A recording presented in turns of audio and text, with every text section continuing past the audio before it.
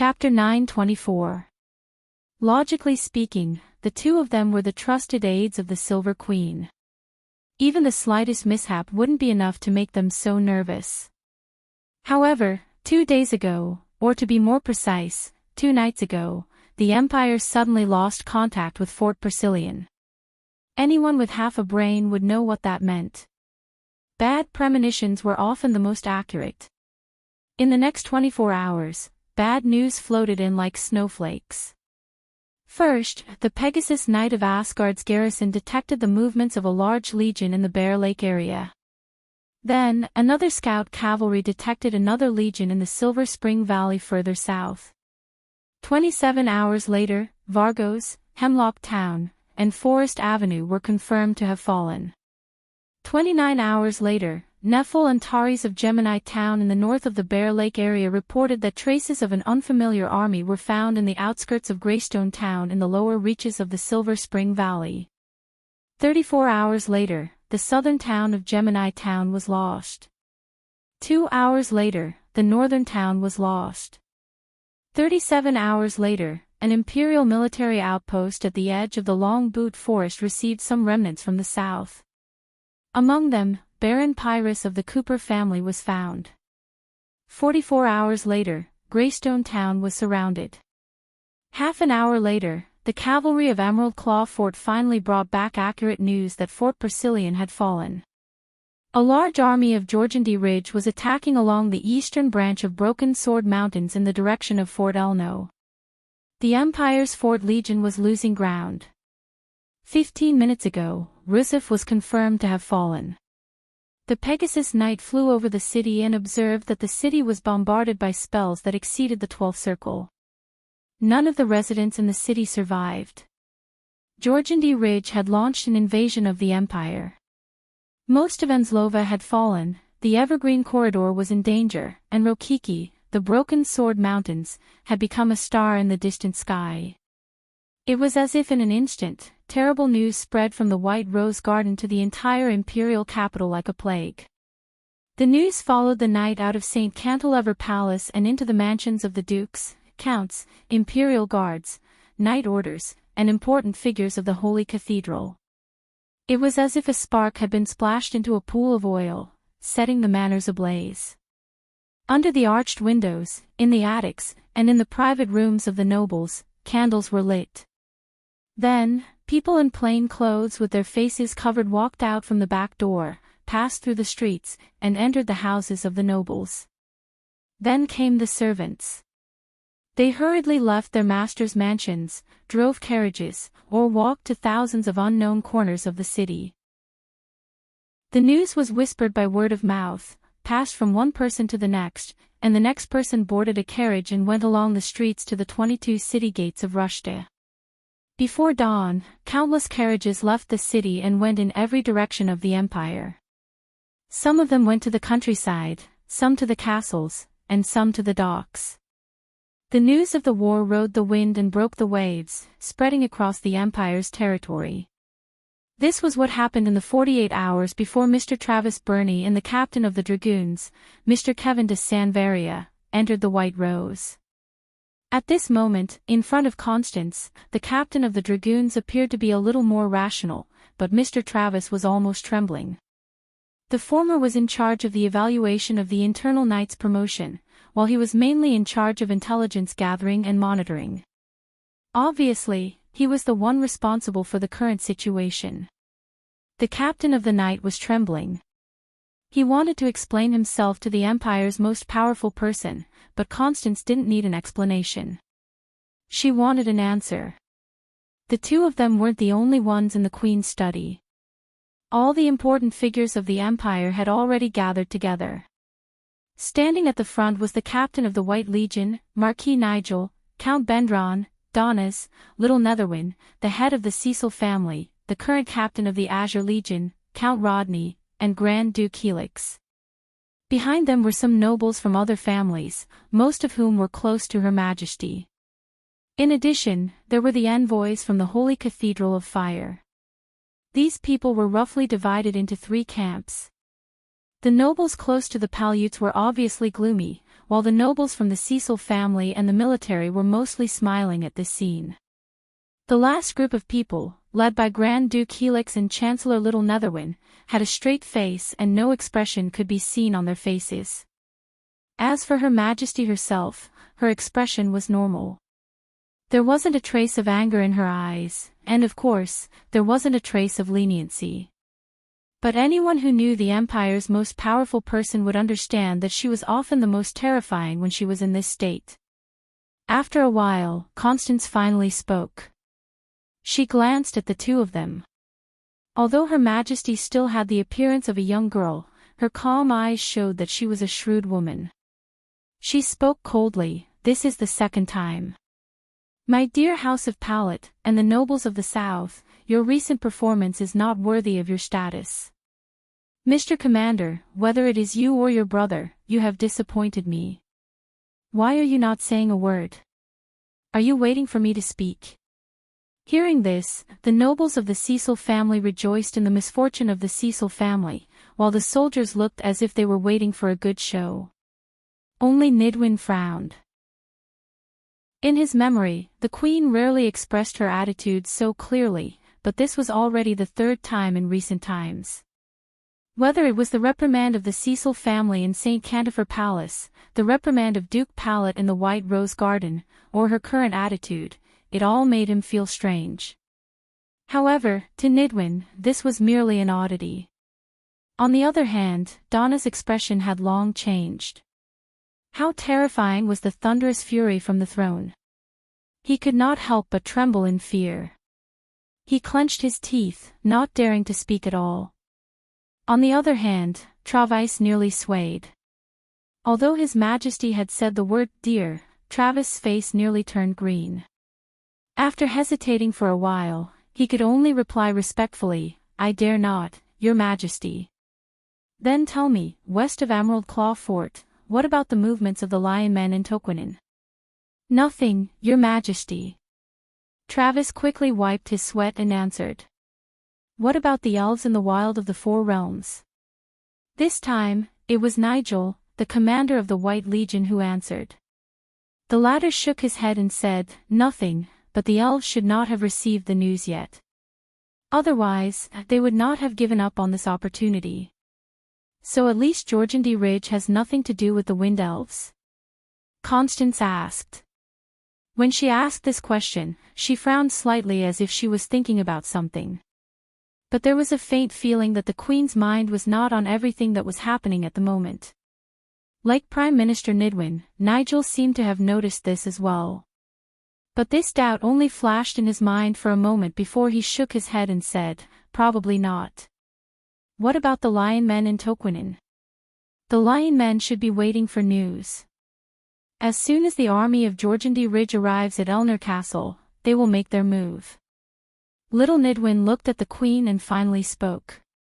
"How big is the army of Georgandy Ridge?" Constance and the young Prime Minister looked at each other, then looked away and put pressure on Travis. The latter was sweating profusely and said, "Your Majesty, this is not clear, but they should have at least 2 legions in Enslova." The Silver Queen was silent, as if she was calculating something. Little Nidwin pondered for a moment and said, "It is very likely that the underground kings have already made their move. Otherwise, at least half of the lords of Georgandy Ridge would have to be mobilized to achieve this scale. Their target is Asgard." Constance snapped out of her daze and said, "Then, do we have any countermeasures now? Are there still troops in Enslova? We could have mobilized Anzaruda's army, but now..." Little Nidwin stopped mid-sentence and looked at Donna's in the crowd. The latter's face darkened and he cursed the Prime Minister in his heart. He understood what the Prime Minister meant. Apart from the natives of Anzaruda, the local legions stationed there were mainly in the hands of Count Jean and Count Alcons. However, this part of the army had already been mobilized to replenish Fort Persilian. As for the rest of the noble army, everyone knew where it was. He quickly stepped forward and said, "Your Majesty, Anzaruda's army has already been replenished to Rokizi, the Broken Sword mountain range. The remaining militia and local defense forces are useless. Even if there were any, they would have been defeated by the unruly Count Tonagel. Being fooled by an heroine is a glorious thing in Mr. Donna's eyes, Duke Cecil said sarcastically. The latter's face turned pale and red, but he did not dare to retort. The Prime Minister of the Empire was clearly unhappy with him. Constance's face returned to its cold expression. Where is the nearest army? 2 divisions of the White Legion's Pegasus Cavalry are stationed in Violet Valley, Your Majesty, Marquis Nigel replied immediately. Can we make it in time? Donnas shook his head. If we want to reinforce Azaph, we have to go through the Evergreen Corridor. Unless Greystone Town can hold on for at least 48 hours, we won't be able to make it in time. Constance looked at her courtiers with a mocking gaze. In other words, we have to give up Anzaruta. Or if Rokizi, the Broken Sword Mountain Range, is lost, this is the greatest humiliation in the history of the Empire. You want me to bear it? There was silence in the room. The Silver Queen looked at her courtiers and laughed coldly. Donnas, go inform Duke Paluda that my bottom line is to protect Rokiki and the Broken Sword Mountain Range strongholds from being lost. If you can't even do that, it means that you don't have the right to manage this land. When that happens, let the White Legion take over the defense from Anzaruta to the Evergreen Corridor. Constance's voice was not loud, but it was like a thunderclap in the crowd. Everyone's eyes fell on the Queen's favorite courtier in an instant. Their gazes were filled with surprise, doubt, curiosity, sympathy, fear, and schadenfreude. Almost everyone present was an old fox who had been in the center of the Empire's power for a long time. They naturally understood the weight of this sentence. Her Majesty was really angry this time. Donna's body swayed and he almost fainted. He looked at the Prime Minister of the Empire with a pale face, but he did not dare to complain. He quickly bowed and said, I understand. Only then did he dejectedly part the crowd and walk out of the study. Only the trembling Travice was left in the study, but Constance did not even bother to look at him. With a flick of her sleeve, she left the room with her maid. When Laudney and the other nobles left the White Rose Garden, he purposely stayed a step behind to catch up with Duke Helix. The latter was about to board his carriage when he noticed the actions of the new head of House Ashric. He turned around and asked, Count, is there anything I can help you with? Laudney smiled bitterly. My apologies, Duke Helix. I'm here to ask what you think of Her Majesty's words. Hearing this, the Duke stopped in his tracks and retracted his foot.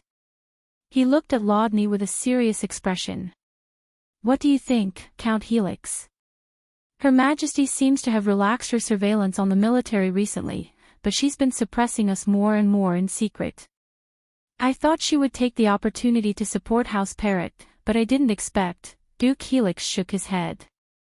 Her Majesty's personality has become more and more withdrawn. House Parrot has been out of her favor for some time now. Laudney seemed to have thought of something. Ever since that incident, Duke Helix shot him a wary glance. Shut up. This isn't something we should be discussing.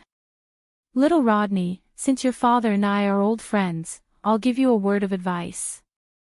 While there's still a chance, go back to your dominion. Laudney was stunned. Duke Helix, you. The Duke nodded.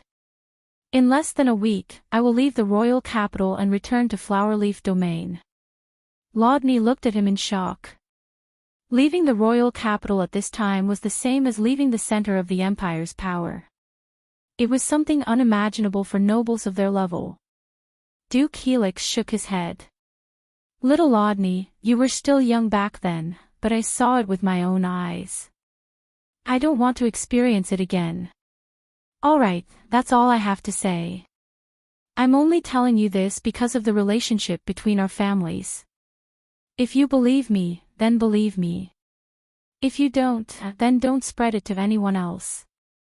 As for how to weigh the pros and cons, I'll leave it to you to figure it out yourself. After saying that, he waved at the ladder and boarded the carriage, leaving Rodney standing in the same place as he thoughtfully watched the carriage slide into the darkness. But in the end, Duke Helix smiled and shook his head. Bettina quietly slipped into the room and closed the door behind her. She then turned around and looked left and right in the dark room as if she was looking for something. At that moment, a voice called out. "Bettina, you're back." The round-faced maid was startled. She then recognized the voice as the Count's and sighed in relief. Although she couldn't find where Scarlet was in the room, she quickly nodded. After a while, there seemed to be a moment of silence before the voice asked again, "How is it? Are the rumors outside true?" "It's all true, Count Helix. It said that the Empire lost the war in the south. Now, Ansloy and Rokovich are in danger." She pondered for a moment as if she was trying to recall something. "But it's strange. This time, it's not the Lion Men or the Wind Elves of St. Ossol. It's the army of Jorgendy Ridge. I've never even heard of that place." Jorgendy Ridge. Scarlet was slightly startled. She suddenly remembered the cave dwellers led by Abes. She was in a daze for a moment. Her longing for Erwin grew stronger. With a creak, she opened the window. Only then did Betisha discover that her lord was actually standing by the window. The other party was hugging the emerald spear and staring out of the window in a daze. His eyes reflected the starlight under the distant night sky. She could not help but frown. Not good, the Count's illness is acting up again. After a while, Scarlet turned around. She seemed to have remembered something and called out. "Bettina, Bettina." "I'm here, Count Helix." Bettina hurriedly replied. "How far is Ansloy from the Rusif you mentioned last time?" she asked softly. Bettina opened her mouth, but her heart skipped a beat. She couldn't say anything else. Scarlet's bright eyes stared at him. "Is Count Helix there?" Of course, Bettina knew who this his lordship was, but she couldn't help but grumble inwardly. She thought to herself, why did I help this Count to gather information? So this is his true purpose. But as a maid, she didn't dare to lie, so she could only nod her head honestly. Before she could nod her head a second time, she felt her Count rush to her and grab her shoulder. He asked hurriedly, "Where is he? Where is the army of Jorgendy Ridge now? Is he in danger?" Bettina was so scared that she almost screamed. She hurriedly shook her head with a pale face. How could a maid like her know about these things? Rumors about these things had spread like wildfire outside, but none of them were reliable. At most, she could only get a rough understanding of it. However, she knew that if she said that, Count Helix would probably not be able to sleep well for the next few days. She could only comfort him. Count Helix, that Tonajol lord might have left Ansloy long ago. If he takes a ship from Lone, it won't take long for him to reach Bankel. He might already be on the Sublime Sea by now. Scarlet seemed to have heard her words. She relaxed and looked at her maid. She nodded and said, "Thank you, Betisha. Count Helix, this is what I should do." As Bettina spoke, she prayed in her heart. She hoped that Martha would bless Count Helix so that he could recover quickly and stop being so mysterious. P.S. Thank you to a certain PPT netizen for creating a relationship chart for Amber. I've received it, and it's been of great help to me. Looking at these things, I can really feel everyone's deep love for Amber. I'm really touched. When I received this relationship chart, I felt full of motivation. I can continue writing Amber until the perfect ending. Thank you, everyone. Chapter 925. Brando pushed aside the trees, and the branches and leaves of the shrubs rustled as if a window had been opened in the dense, overlapping branches, revealing the scenery behind. Looking down, there were layers upon layers of terraces, and between the mountains, there was a bright mirror. This was the Brown Bear Lake. Everyone let out a long sigh of satisfaction in unison.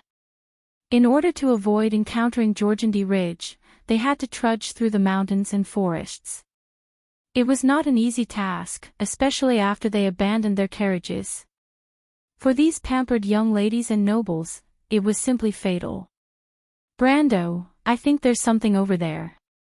The Roman was the only one who did not seem to be tired. She held the hand of the Duke of Gringoire's daughter. The latter's wet nurse had to be supported by others to move forward. She peeked her head out and looked around.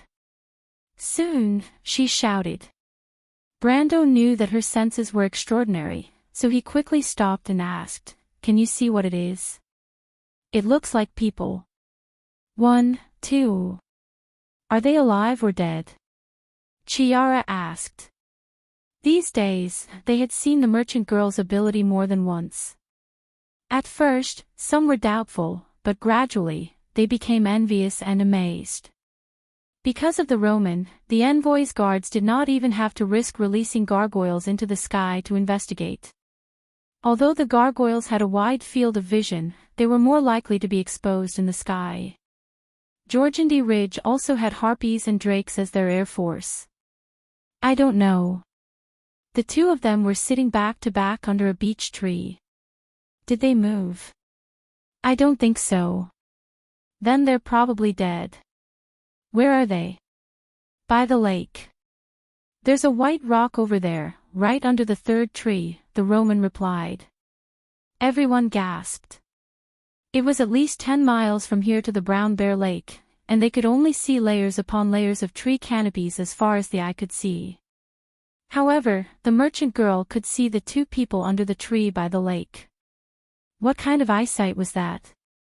The Duke of Gringoire's daughter looked at the Roman holding her hand with admiration and said crisply, "Sister Roman, you're amazing." The Roman was overjoyed, but she pretended to be serious and replied, "Of course, I'm amazing." Brando looked at her. Although her face was tense, her curved eyes revealed her thoughts. He shook his head and said, "Let's go and take a look." It was impossible to continue avoiding Georgandy Ridge when they arrived at the Bear Lake area. There was a town called Greystone, which was the only exit to the west of the silver gushing valley. Brando, and he believed that the people of the Underdark. So instead of passively fighting, it was better to prepare first. The group walked down the mountain and walked to the place Roman said. Sure enough, they saw two people sitting back to back under a tree. They were two Corlutzian soldiers who had been dead for a long time. The group parted the bushes and approached the corpses. The Roman hurriedly covered the eyes of the Duke's daughter with her hand. The others could see the gray robes on the two corpses and the star-shaped rose emblem on the robes. Brando recognized the emblem as Sauvin's emblem, which was the emblem of the Land Dragon Knight of Coronia. This proved that the two corpses were soldiers of Anslova's army. The Land Dragon Knight of Coronia. This is Sir Fister's army. Some Cruz nobles recognized the corpses and whispered, "Has the North Mountain Outpost been lost?" "Where's the North Mountain Outpost?" Brando asked. "It's north of here, on the only way to Buos." Rogers looked at the two corpses and replied. Brando nodded and squatted down beside the corpses. He carefully examined the wounds. The first corpse had a penetrating wound, but it was not fatal. He had died from excessive blood loss. He compared the wound to the armor under the robes and came to a conclusion. The Land Dragon Knight of Coronia was a Grade 3 unit. The one who killed him should be another Grade 3 unit from Georgandy Ridge, the Razor Boar. The Razor Boar was a tamed beast of the subterranean dwellers. Since the Razor Boar was here, there should be subterranean dwellers around. The Razor Boar's special ability was Charge and Death Strike. The ability of Charge was similar to a warrior's charge. Death Strike allowed it to generate a false life force equivalent to 10% of its total health after receiving enough damage to kill it. It would only die after the false life force was depleted or it lasted for more than 10 minutes. Brando thought of the Razor Boar's ability and suddenly cursed. Why was it so similar to his own ability? However, He was even more puzzled about the razor boar's ability being countered by the Land Dragon Knight's low roar. The low roar of the Land Dragon Knight could induce fear in most beasts except for monsters. This was the weapon used by the Land Dragon Knights against other cavalry. It was also effective against the razor boar. Logically speaking, if the Land Dragon Knight wanted to run away, the razor boar would not pose a real threat to them. With such doubts in mind, he checked the second corpse. The injuries on this corpse were very strange. The neck and arms were strangely bent, as if they were broken. Generally speaking, such injuries were caused by blunt force. However, there was no blunt force injury on this corpse. Brando was puzzled. Princess Magadol, accompanied by Dilfari, frowned and looked at the two corpses. She then said, "Count Brando, there is no need to be puzzled. He fell to his death." Fell to his death. Brando suddenly realized. This person must have fallen from the Coronial Land Dragon's back and broken his spine. He must have died on the spot. His body must have been rescued by his companion, but the latter also died from excessive blood loss. It can't be that simple. How can a well-trained Land Dragon Knight fall from the back of a dragon? They are fixed to the saddle, Kiara replied. She squatted down beside Brando and was about to poke the two corpses with her hands. However, before she could touch them, her hands were pulled away by Brando. "Child, stay away from these things," Brando replied impatiently. "I'm not a child." Brando stopped and looked at the little one. Chiara appeared to be very unhappy. She muttered something to herself, but no one could hear it clearly. Presumably, it wasn't anything good. However, Kiara's words reminded him that the Land Dragon Knight was thrown off the back of the Land Dragon. The belts on his waist and legs were all broken. Judging from the ends, it was obvious that they were torn and not cut. The Shadrian caveman obviously did not have the ability to do that. Only a land dragon could do that. However, Coronial land dragons were very docile. They rarely went berserk on the battlefield, and they were not easily frightened. They also had a deep affection for their masters. Even if their riders were killed, they would stay beside their dead riders for a long time. Brando really could not figure out why the two Coronial land dragon knights died here alone. There was no sign of their mounts nearby. It was still acceptable if a Coronial land dragon went berserk by accident, but this scene was just too bizarre. He thought for a long time, but he still could not figure it out. At this moment, the Romans suddenly shouted from behind, "Aw! What a big rat!" The Romans shouted again. Everyone turned their heads towards the source of the sound and saw a giant rat escaping from the forest. Its entire body was gray, and it had a long earthworm-like tail. There were 3 strange bone spurs on its back, and its head was larger than a normal house rat's. Its mouth was wide open, and other than the large incisors of rodents, there were 2 rows of sharp teeth. It was hiding under a rock nearby, and it did not expect to be discovered. It jumped in fright and wanted to escape into the bushes. But when Brendel saw it, he picked up the sword beside the corpse and threw it over. A silver light flashed, and the giant rat was nailed to the ground with a thud. The young daughter of the Duke of Grenoires happened to see this. She let out a low cry and hurriedly hid behind Roman. "What is this?" Chiara frowned and looked at the little creature that was struggling on the ground with disgust.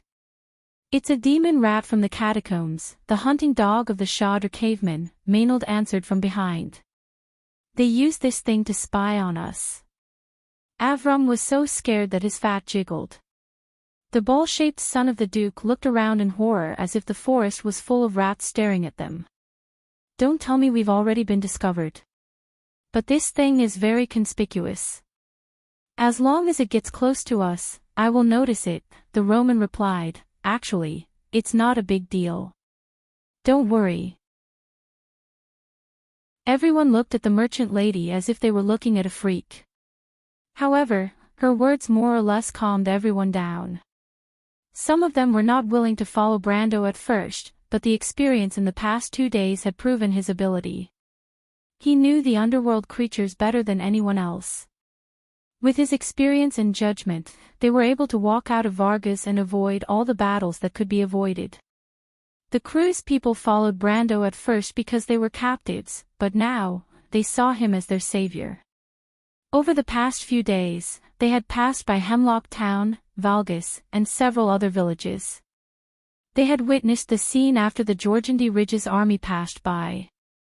The villagers who had been turned into statues, the Empire's soldiers, and the subterranean dwellers' heads that were impaled on their spears reminded them of the current situation. Now, no one dared to doubt that they were facing an army from the underworld. Even the most stubborn Count Jean had shut his mouth. The nobles began to panic, and Brendel, who was the only one who remained calm, became their only support. After all, compared to those ferocious monsters, humans were much more amiable.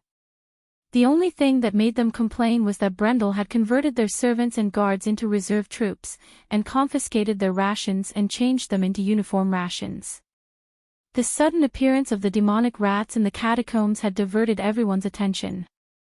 Brando did not dwell on the matter of the land dragons. He told Maynard about his suspicions, and the female knight was equally puzzled.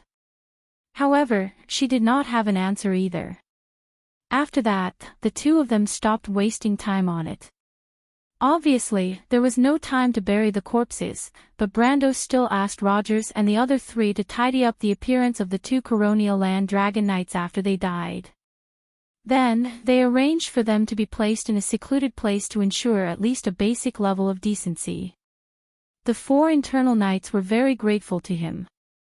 Even the nobles from Cruz had a vague feeling that the Count from Tonajol was not a rude person. The accumulated hatred between them had also been resolved. The team left the lakeside and continued north. Brando's goal was to bypass the Brown Bear Lake before dark and reach the vicinity of Greystone Town. However, when he realized that there might be Shadrons in the vicinity, he asked the team to slow down. The team moved slowly along the forest surrounded by mountains. After that, they discovered a few more corpses of the Empire's local legions. One of them was a small group of walking swordsmen, and the other was another Coronial land dragon knight. However, they did not find his mount either. After that, they began to see signs of a fierce battle and the corpses of the land dwellers. They were a type of cavemen with purple-red skin and long manes. Their bodies were scattered all over the forest filled with fallen leaves. It was obvious that an army of Georgian Ridge that was moving north along the Brown Bear Lake had encountered the local legions of Cruz. Both sides engaged in a fierce battle in the forest. There were even traces of magic bombardment in the forest. A streak of flame plowed through the nearby beech trees, leaving a scorched land that was dozens of feet wide and hundreds of feet long. The ashes were filled with pieces of melted metal and other things. Brando estimated that at least half a squadron of Empire soldiers had died here. However, he was a little puzzled. This kind of magic was a bit like the chain of fire thrown by the evil sorcerers. Elementalists and law-defying wizards did not have similar spells. The wild elf sister, Falerne, stood beside the scorched land for a long time, frowning and not saying a word. "It's not elemental magic," she finally answered. They crossed the broken battlefield, but more and more of such scenes appeared. It was hard to imagine what had happened in the forest. Some of the places looked like the land left behind by demons. However, Countess Yenbao was very sensitive to demons. Brando asked her a few times, but all he got was a negative answer. Rogers, Trevor, and Nashaw were silent. The nobles behind them were also silent. In their minds, the Empire was difficult to defeat, but the scene in front of them had clearly shattered their fragile expectations. At this time, Brando's position in their hearts had become even more important. But among all of them, only the black-haired young man named Kuei was talking to himself. Why did they attack Buos? Are they planning to go around Greystone Town? Brando heard this sentence and looked back at Maynard. Then, both of them shook their heads gently. They arrived at the vicinity of Greystone Town a little later than expected. The sun was slowly setting below the mountains, but there were still a few rays of light in the valley. Brendel and the others stood on a nearby mountain and observed the town downstream of the Silver River. The direction of Greystone Town was dark, like a shadow in the valley. The sunset in the sky had a blood-red glow, as if it was a sign of some kind of disaster before it arrived. No one in the group spoke. Everyone obviously understood what had happened. However, there was even worse news. Brando saw a few harpies hovering in the sky, which meant that there were still underground garrisons in the town. The nobles' faces were a little ugly because this meant that their wishful thinking of easily passing through the exit of the Silver River Valley had failed. Brando had already expected this. He cautiously led the others from the mountain and slowly retreated to the forest behind. He was ready to discuss what to do, whether to wait for the garrisons of Jorgendy Ridge to leave or to pass through at night. But at this time, the Roman stretched out her small hand and patted Brando's back. She whispered, "Brando, Brando, look over there. There are a few people." Brando was shocked. He thought to himself, "Miss Roman, if you have something to say, can't you say it earlier?" But his body's reaction was faster than his brain. He almost subconsciously pulled the merchant girl to hide in the bushes. Although the others did not understand what was going on, they followed suit and found a place to hide. The Roman got up from the bushes and spat out a few mouthfuls of grass. She raised her head and wanted to continue looking around, but Brando pressed her small head down. "Where is it?" Brando looked out through the bushes and asked. "There is a row of short trees below. There are a few people hiding under there. Do you see it, Brando? They seem to want to go to the other side." "Ah, someone ran out. It's that sneaky guy." The Roman kept trying to move Brando's hand away from her head, but it was in vain. In the end, she could only answer with some frustration. Brando looked in the direction she pointed and saw a figure flash and disappear under the dense canopy of a goose-eared stalagmite. "That's Walton," Nasha suddenly whispered when she saw the figure. "Who is Walton?" Brando immediately looked at the Knight of Cruz and asked. "He is the captain of Sir Cooper's guard.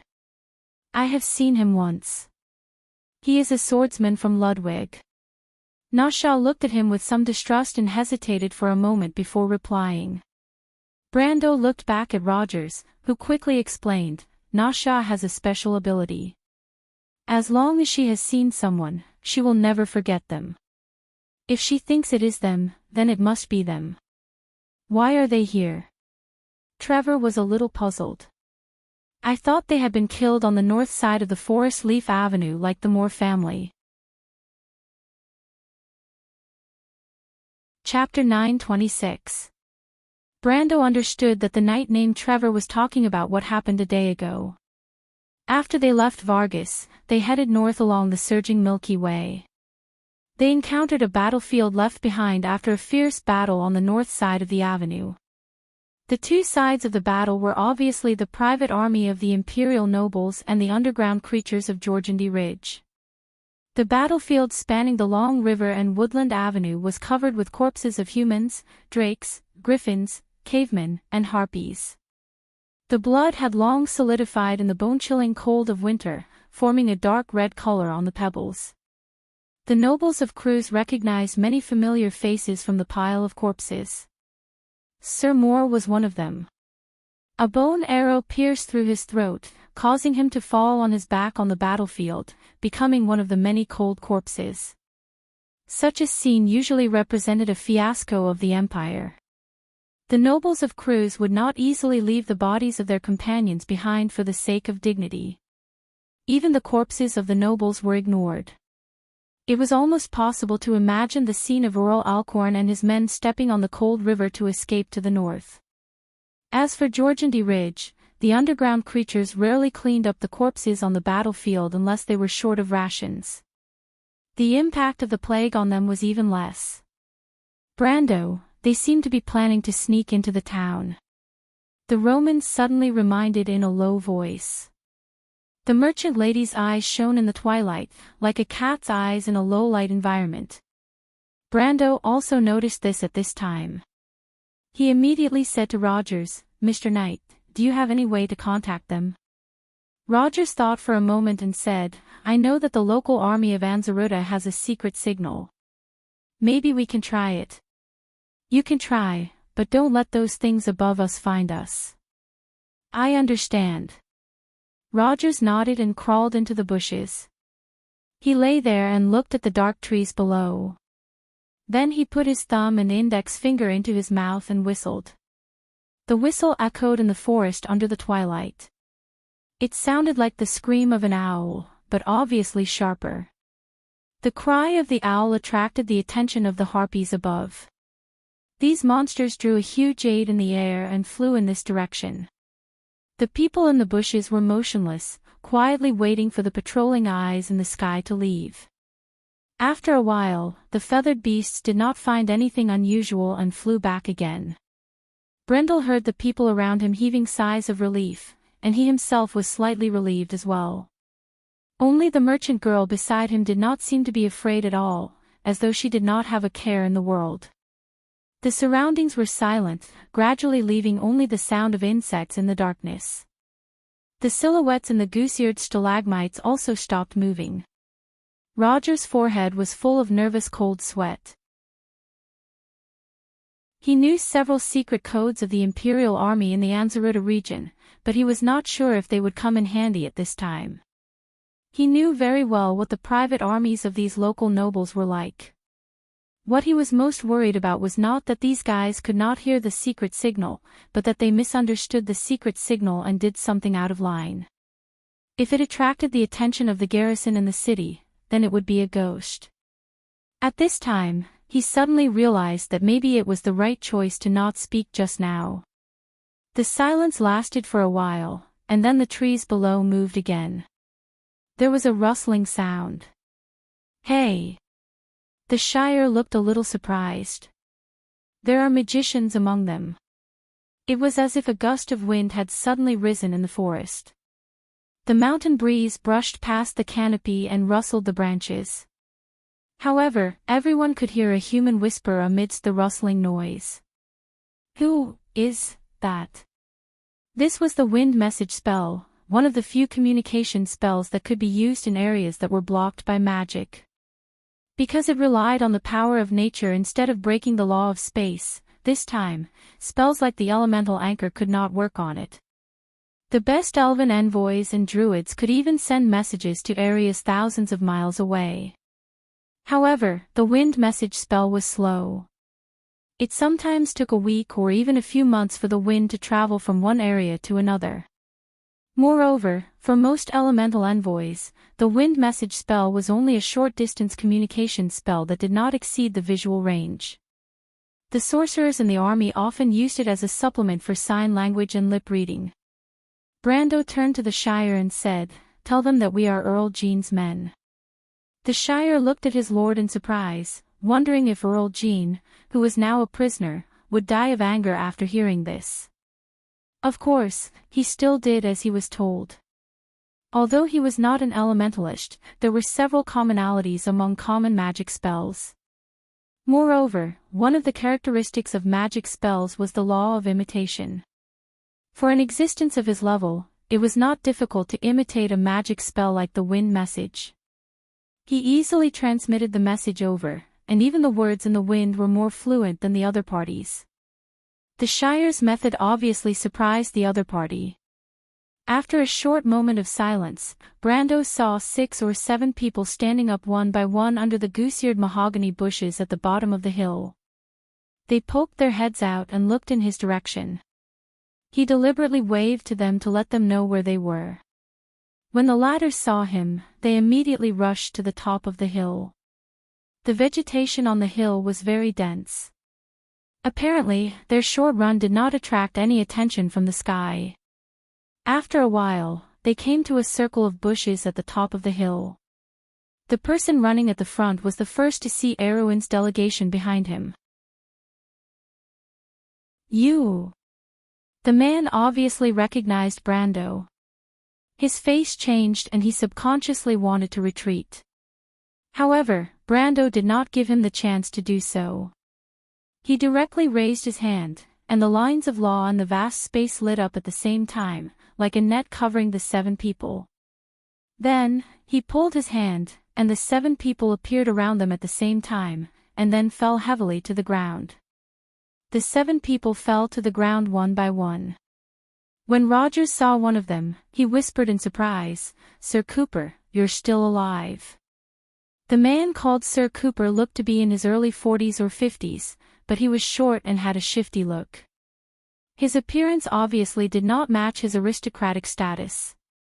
However, those who knew him well knew that he was a shrewd guy. When he heard his captain's whisper, he knew something was wrong.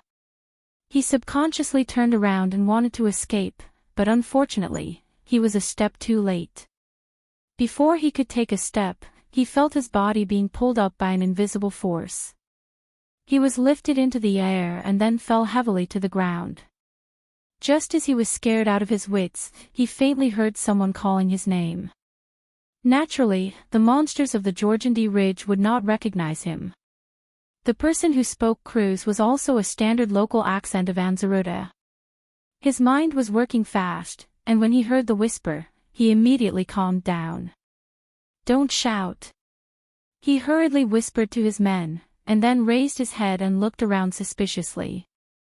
His eyes first fell on Brando, and then his face changed. Apparently, he recognized the Count who had turned Anzaruta upside down. But then he noticed Rogers, and his eyes were slightly surprised. "I know you.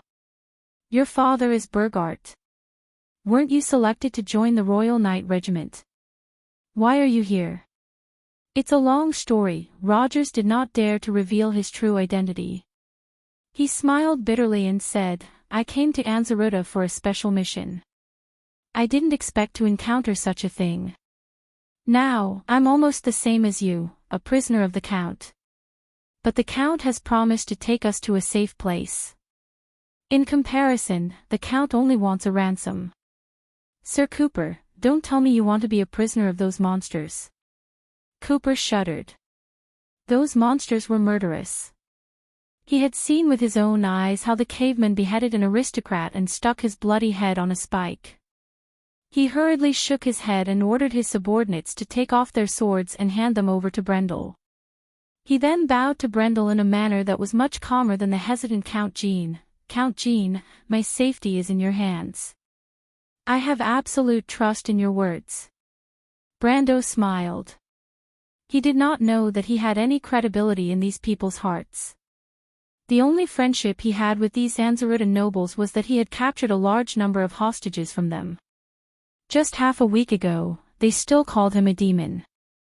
But now, he had become the Count with outstanding credibility. Not to mention Brando, even Avram, who was hiding in the woods behind, could not help but be speechless when he saw this scene.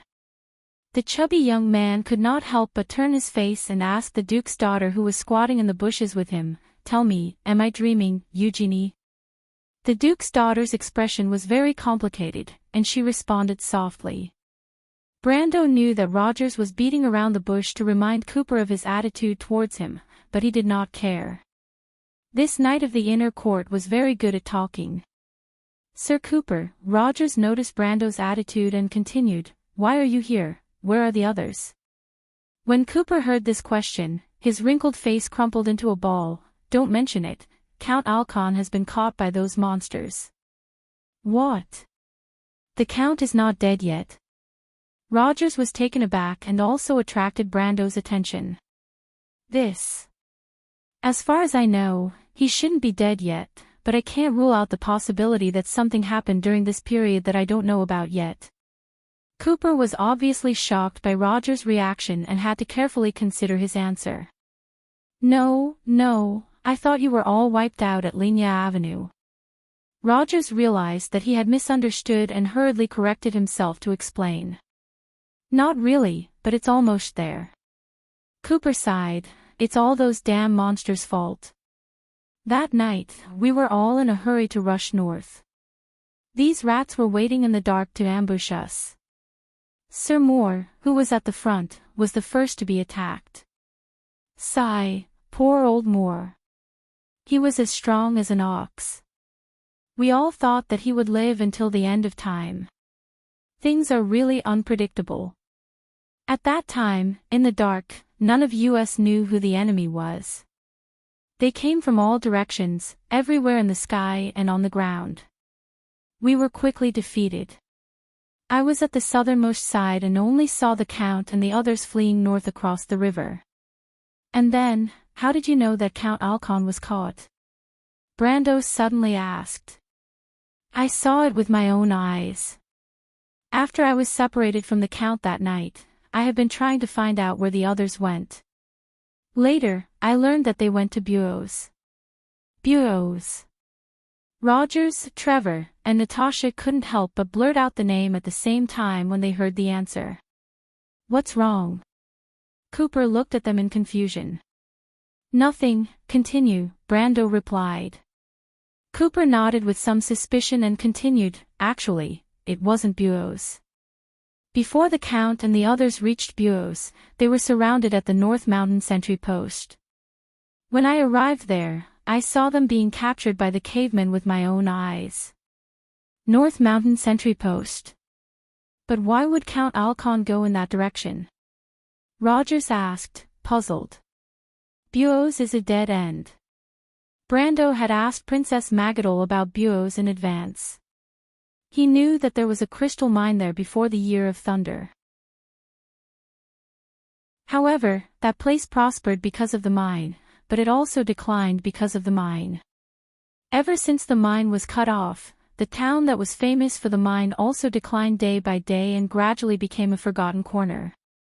However, he thought that the Count probably wanted to find a place to hide. He knew that he couldn't be faster than the cavemen, nor did he have any delusions about breaking through the encirclement and escaping to Asgard alone. He could only hope that the first target of the underground creatures of Jorgendy Ridge was Asgard, and that they wouldn't find trouble with him. But unfortunately, things didn't go as planned. I think the Count has underestimated the size of the army of monsters. According to my observation, there are at least 4 different dungeon lords on the battlefield at Ensslova. They are confident that they can take down Asgard in the first place, and they can also spare some troops to deal with the defenders of Bureau's. Cooper shook his head. No one would have thought of that. We didn't even expect them to come. Rogers shook his head with a wry smile. Those underground rats know us too well. We don't even know who's leading them, but they know us very well. On the surface, he was just complaining, but he carefully concealed the chilling speculation in his heart. He didn't forget that the cavemen had besieged them. Although the existence of the internal court knight was a semi-open secret in the Empire, few people knew about their identities outside. The internal court knight's contact method was only in the hands of a few people. He really couldn't imagine how the cavemen found them. Was it a coincidence or a man-made factor? Several names came to his mind. If any of these names betrayed the Empire, it would be an unimaginable disaster. He could only pray and hope that it was just a prank by Lady Martha. Brando listened to the conversation between the two, but his eyes fell on the shadowy valley in the distance. He suddenly felt something and asked, "Is Count Alcon in Greystone Town now?" Cooper stopped talking and looked back at Brendel. After a while, he said, "I saw them enter Greystone Town around 4 or 5 o'clock in the afternoon. The sun hadn't set yet, and the long line passed through the valley. They came from the direction of the North Mountain sentry post, and I could clearly see that there were many human prisoners in the line. If the Count is not dead, I think he should be inside." Was Greystone Town captured before that? It was captured before that. Then how can you confirm whether Count Alcon and the others are still in the town, or have already left the town from the other side of the valley and been transferred to other places? Cooper opened his mouth. To be honest, I haven't thought about it. He looked at Brando in confusion. He didn't expect the young Count Erwin to think so carefully. Brando didn't care about Cooper's question. He then asked, have the patrolling harpies in the sky changed shifts? Once. The latter replied truthfully. Then, were there any harpies in the Georgandy Ridge army that attacked Count Alcon? This doesn't seem to be the case. That's right. Brando pulled the collar of the Count's trench coat to prevent the cold night wind from blowing into his collar. He stared at the valley and replied, the Shadow Cavemen have two famous lords. One is Gerard the Wizard, and the other is Tampo. Neither of these two clans has allied with the Harpies. That is to say, the Georgandy Ridge garrison in the town has not exchanged defense with the Shadow Cavemen. They've already left. Cooper asked cautiously. That's not necessarily true. What I mean is that there might be more than one lord's army stationed in this town. Brendel's brows were tightly knitted together. This was not good news for them. Cooper also subconsciously shut his mouth. He didn't understand what the Count was thinking. Sir Cooper, are you sure that the Georgandy Ridge army returned from the North Mountain Sentry this afternoon? What do you mean by that, Count? My scouts won't lie to me. Cooper was a little angry because he felt questioned. Don't be angry. I'm not doubting you, Sir Cooper. I just want to confirm one thing. Did your scouts really see the Georgandy Ridge army return to Greystone Town after attacking Count Alcon at the North Mountain Sentry? Cooper was about to answer yes, but he only said half a word before he was stunned. Then, he looked surprised. Roger's reaction was even stronger than his. He almost jumped up and shouted, they returned directly to Greystone Town after attacking the North Mountain Sentry. What about Buos? Were they just going for Count Alcon? This. Cooper was at a loss. I don't know what's going on either. Chapter 9:27. Brando smiled as he got the answer he wanted. He turned around and looked at Maynard, who was lying in the same direction. The latter's eyes were as sharp as a knife. She nodded at him gently. At this moment, the sun had begun to sink into the inland sea of the Empire in the west. At the last moment before sunset, the sea in the far west burned and turned into a whole piece of pure gold. But as the last ray of light sank below the sea level, the golden water was quickly dissipating, leaving only a dark red color, like a casting that was gradually cooling. From the west to the east, Greystone Town was surrounded by rolling hills. On a cloudless day, the view in the sky was extremely wide, especially the Anzaruta Mountains in the distance and the endless plains in the east formed a magnificent picture. But after dusk fell, the distant mountains seemed to be shrouded in a layer of twilight, becoming hazy, like an impressionist oil painting. The boundary between the sky and the earth was shrouded in a layer of orange halo and clouds, becoming blurred. But all of this eventually returned to the silent night. As the light dimmed, the creatures who were used to the darkness could see more clearly. The harpies hovering above the town seemed to have noticed the unusual movement on the nearby hills. They circled the hills for a long time while squeaking. But before they could attract the attention of others, a sudden commotion broke out in Greystone Town. Loud noises came from a few streets. The noise and clamor attracted the attention of the feathered beasts again. They turned around and flew back into the town. Translator, Endless Fantasy Translation Editor, Endless Fantasy Translation in Greystone Town, the subterranean dwellers were capturing residents, imperial soldiers, adventurers, and other dangerous people who were hiding. They were not used to the daytime, so the search began in the evening, and soon the town was in a mess. On the second floor of the Bullfrog's Cry Inn, the smelly searchers had just left. Suddenly, a cloak was lifted among a pile of debris. It was as if a door was opened in the wall, and a small figure appeared behind it. In the dark room, a pair of lake-like green eyes appeared. The eyes were big and clear. It blinked gently, and then a look of relief appeared on its face. It was a little girl wearing a dark green cloak, but the cloak was a little strange. It was obviously an adult's traveling cloak. Only the hem was cut to fit her small stature so that it did not drag to the ground. However, the huge hood could not be changed, so the little girl had to hold the edge of the hood from time to time to prevent it from drooping down and blocking her view. It looked very funny. Under the huge hood, the little girl's light silver hair was tied into two short ponytails behind her pointed ears. It seemed to be the only distinguishing feature of her identity. Generally speaking, such a half-elf with wild elf blood could only be seen in the north of the Greyhugh's Knights Legion, or even further north in Eloranta. In addition, she carried a crossbow that was almost half her height and wore a pair of short leather boots with feathers stuck to the left and right sides of the boots. The little girl stood on her tiptoes and just happened to put her chin on the window lattice. She looked up and stared at the harpies in the air until they flew away again. Then, she struggled to climb up the desk, knelt on the desk, opened the window, and quietly glanced at the street below. The cavemen were already far away. She closed the window and answered with a trembling voice, "Jude, Jude, is it far away?" "That seems to be the case." "They didn't notice us?" a small voice asked curiously. A small, triangular head appeared under the wide hood.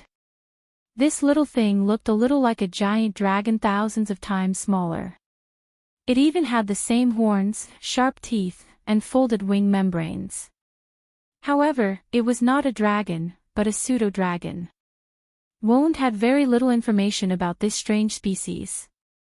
They were only mentioned in a few legends and biographies. Scholars on the shores of the abyssal sea thought that they were the spirits of books and knowledge, and they were often accompanied by books. However, this was only to satisfy their curiosity about the world. For the same reason, they would accompany mortals and go on adventures in various parts of the world. The little elf is scared. This place is not fun at all. These people are bad. They are not friendly to the little elf at all. You reap what you sow. From the moment you broke their catapult, you shouldn't have expected them to be friendly to you. Jude replied snappily. The little elf looked a little scared. She hurriedly explained, I didn't see what it was.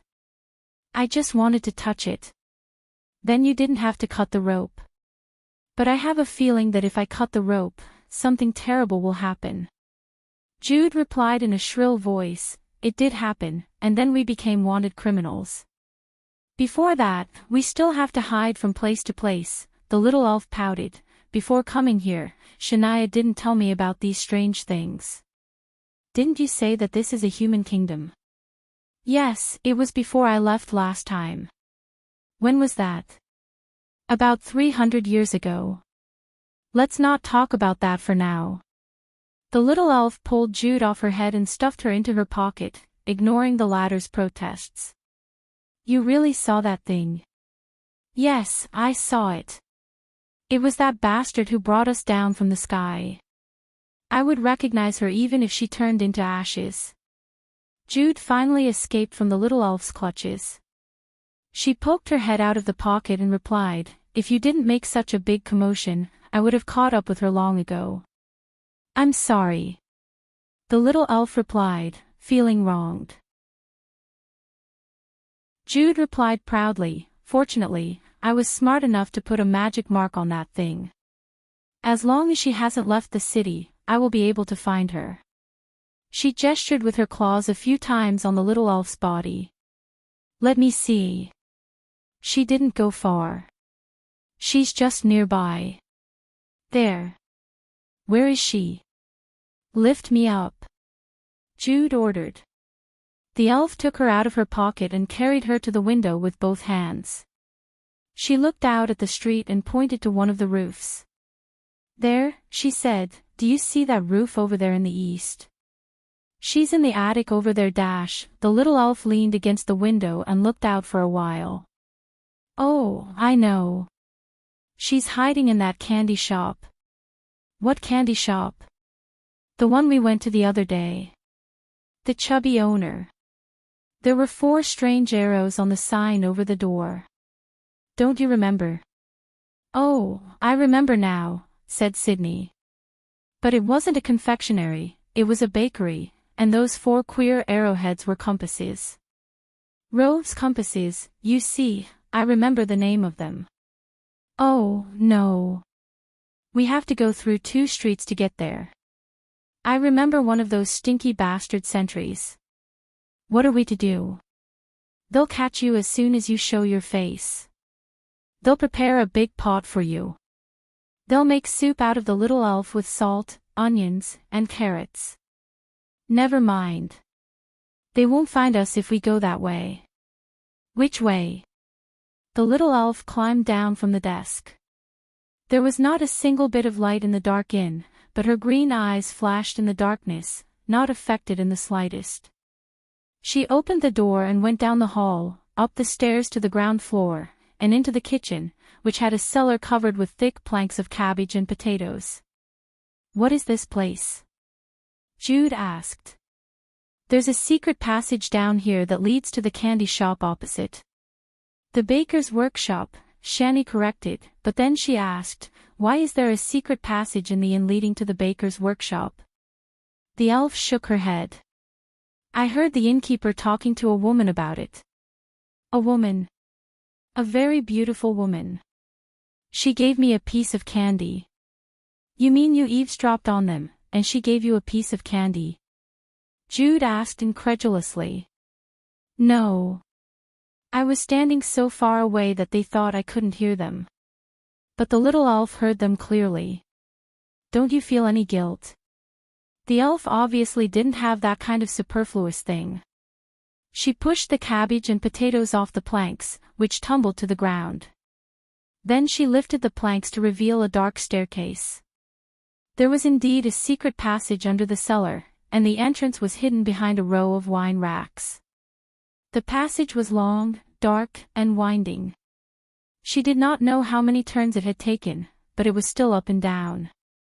In some places, water had accumulated and dripped, but the elf was not afraid at all. She looked around curiously, as if she was on an adventure.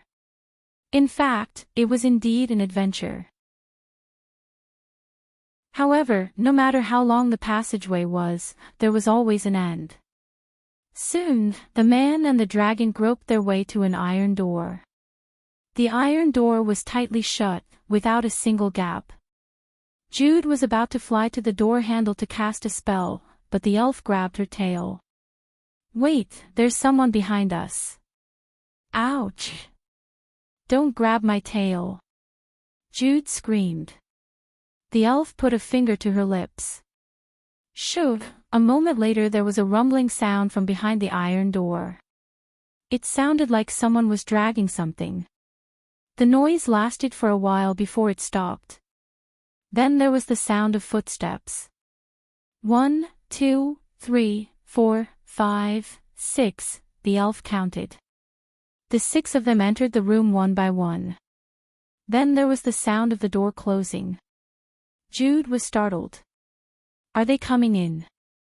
The elf shook her head. They're not coming, she said as if she had seen it herself. There was a moment of silence behind the door. Then there was a man's voice. Miss Delphian, we've come at a bad time. We don't know where those things came from. Please make a decision. We can't stay here any longer. We know of a secret passage in the city that leads to the lower reaches of the surging Milky Way. But if we're late, those monsters will find it. A soft female voice replied, I know where these things came from. That person has a group of subterranean dwellers in his territory, which shows that his relationship with Georgandy Ridge is not ordinary. They have been plotting this for a long time, but no one thought that he would actually dare to make a move against the Empire. The elf heard the voice from the other end of the passage. It's her, she said to Jude. It's that woman. The elf nodded. She thought for a moment and said, I know. She must be the owner of the candy shop. Do people call the owner of the candy shop Miss in your hometown? Jude sneered. She's in the candy shop. Of course she's the owner. Good logic. At this time, a young voice spoke from behind the door. Elman must have seen through that person's scheme in the loop of trade winds. That's why he was killed. Thank you, Mr. F. That person is treacherous and cunning. I've asked Andesha. If he didn't leave Elman and the others behind, she wouldn't have had the chance to act. That woman is detestable, but some hypocrites deserve to be judged. Elman swore to protect me for his entire life. Now that he's gone, I'm still his wife. I'll avenge him. The first voice sighed. Ah, Miss Delphian. Don't worry. No matter how long you stay here, we'll protect you. Thank you, Mr. Solons. You're welcome. The subterranean dwellers attacked the North Mountain sentry post today. That place has no value to them.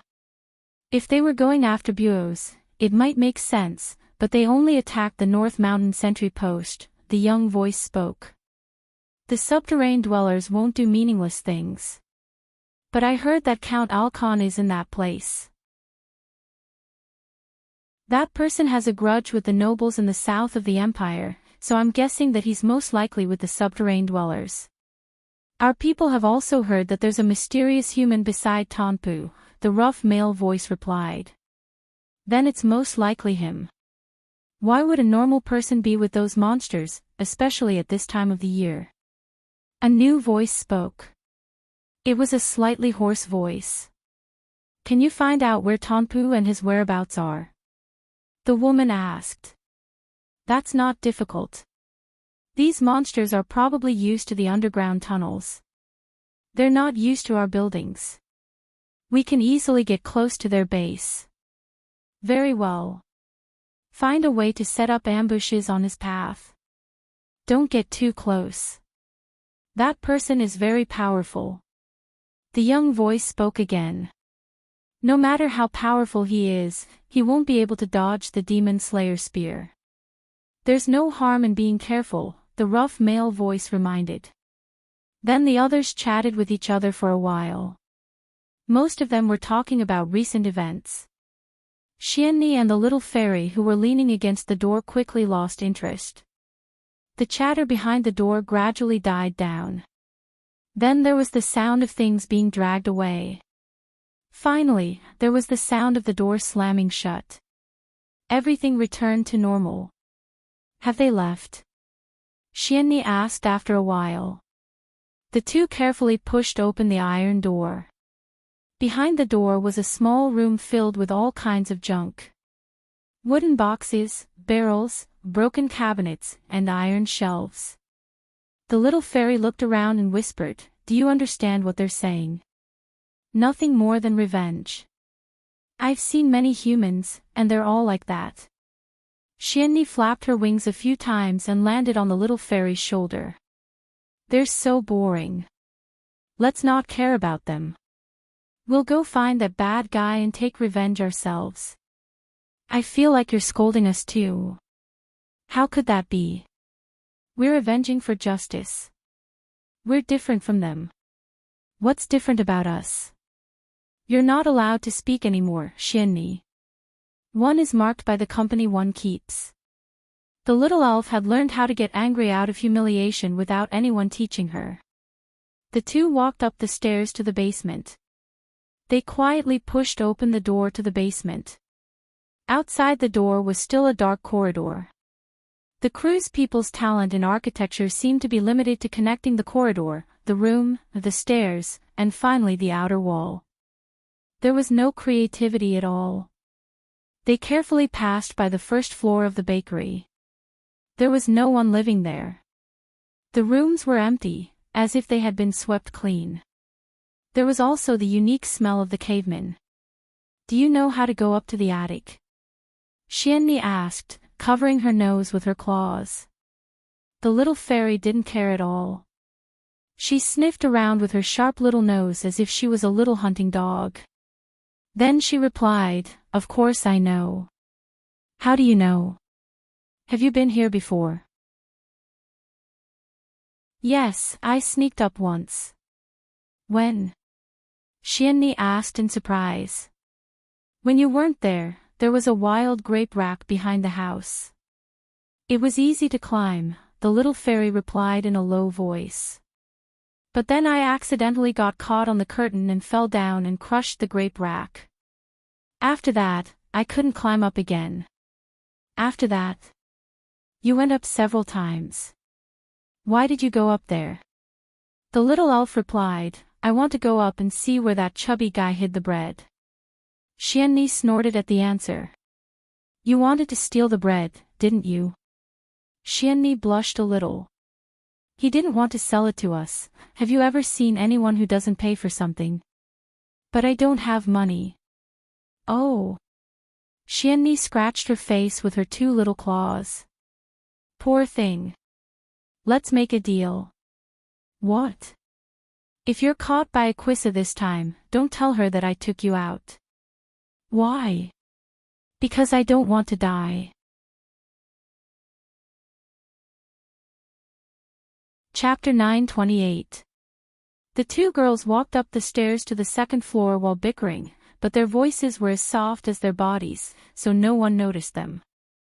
The second floor was still a long corridor, with several rooms on both sides.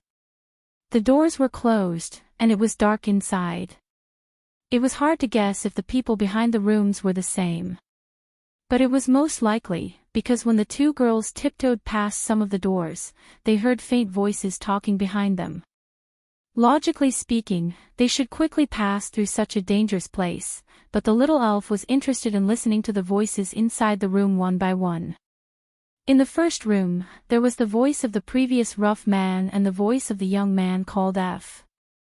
The two seemed to be discussing the previous plan, but she couldn't understand a single word, so she left the room in disappointment and went to the next door. Sunil leaned on her shoulder and didn't stop her. Instead, she asked curiously, "Who's inside?" The little elf shook her head, indicating that there was no voice inside. She continued to move forward. In the third door, there were two voices that she hadn't heard before. She guessed that they were the two people who hadn't spoken. These two are the guards of the owner's wife. After listening for a while, she said to Sunil as if she had discovered a secret, "This candy shop must be very popular. Even the owner's wife has guards." "Because she's not the owner's wife," Sunil replied. "Why? Why do you say that?" The little elf raised her eyebrows and asked. "All right, I won't argue with you. If you say so, then so be it." The two girls continued to move forward and came to the fourth door, which was also the last door. Not far away was the end of the corridor, where there was a staircase leading to the attic. The little elf stood in front of the door and listened carefully with her pointed ears. Not long after, she heard a strange voice. It seems that someone is talking. "Is it the old man and the woman?" Sunil asked.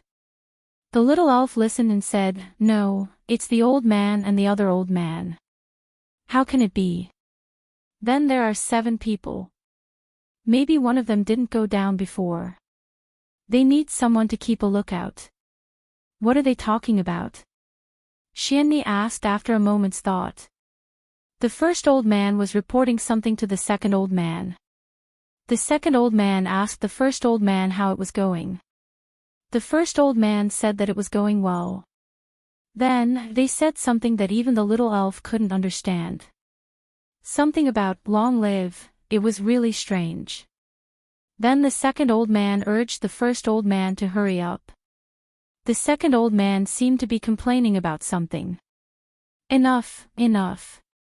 You're making me dizzy," Sydney interrupted. "Can't you put it in simpler terms?"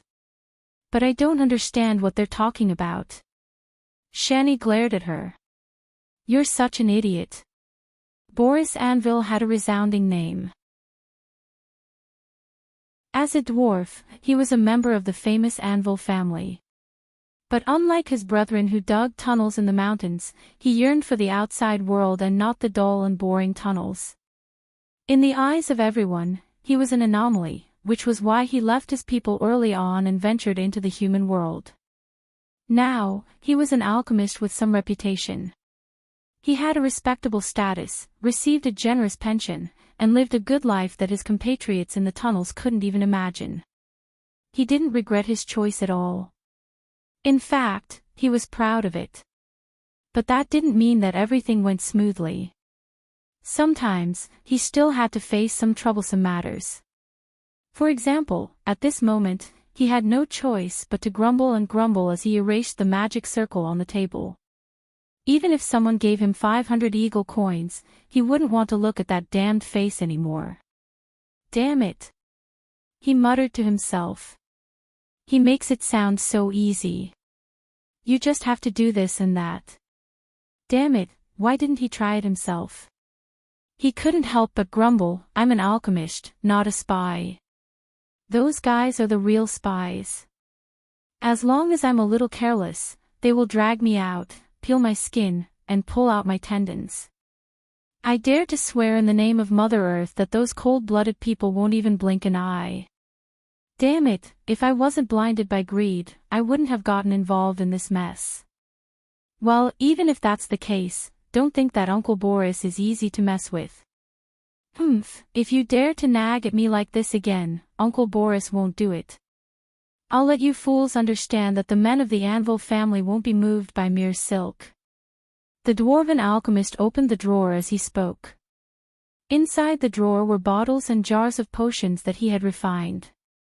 Of course, these were the less expensive types of potions, which was why he dared to temporarily store them here. As for the truly precious potions, Boris had always kept them close to his body.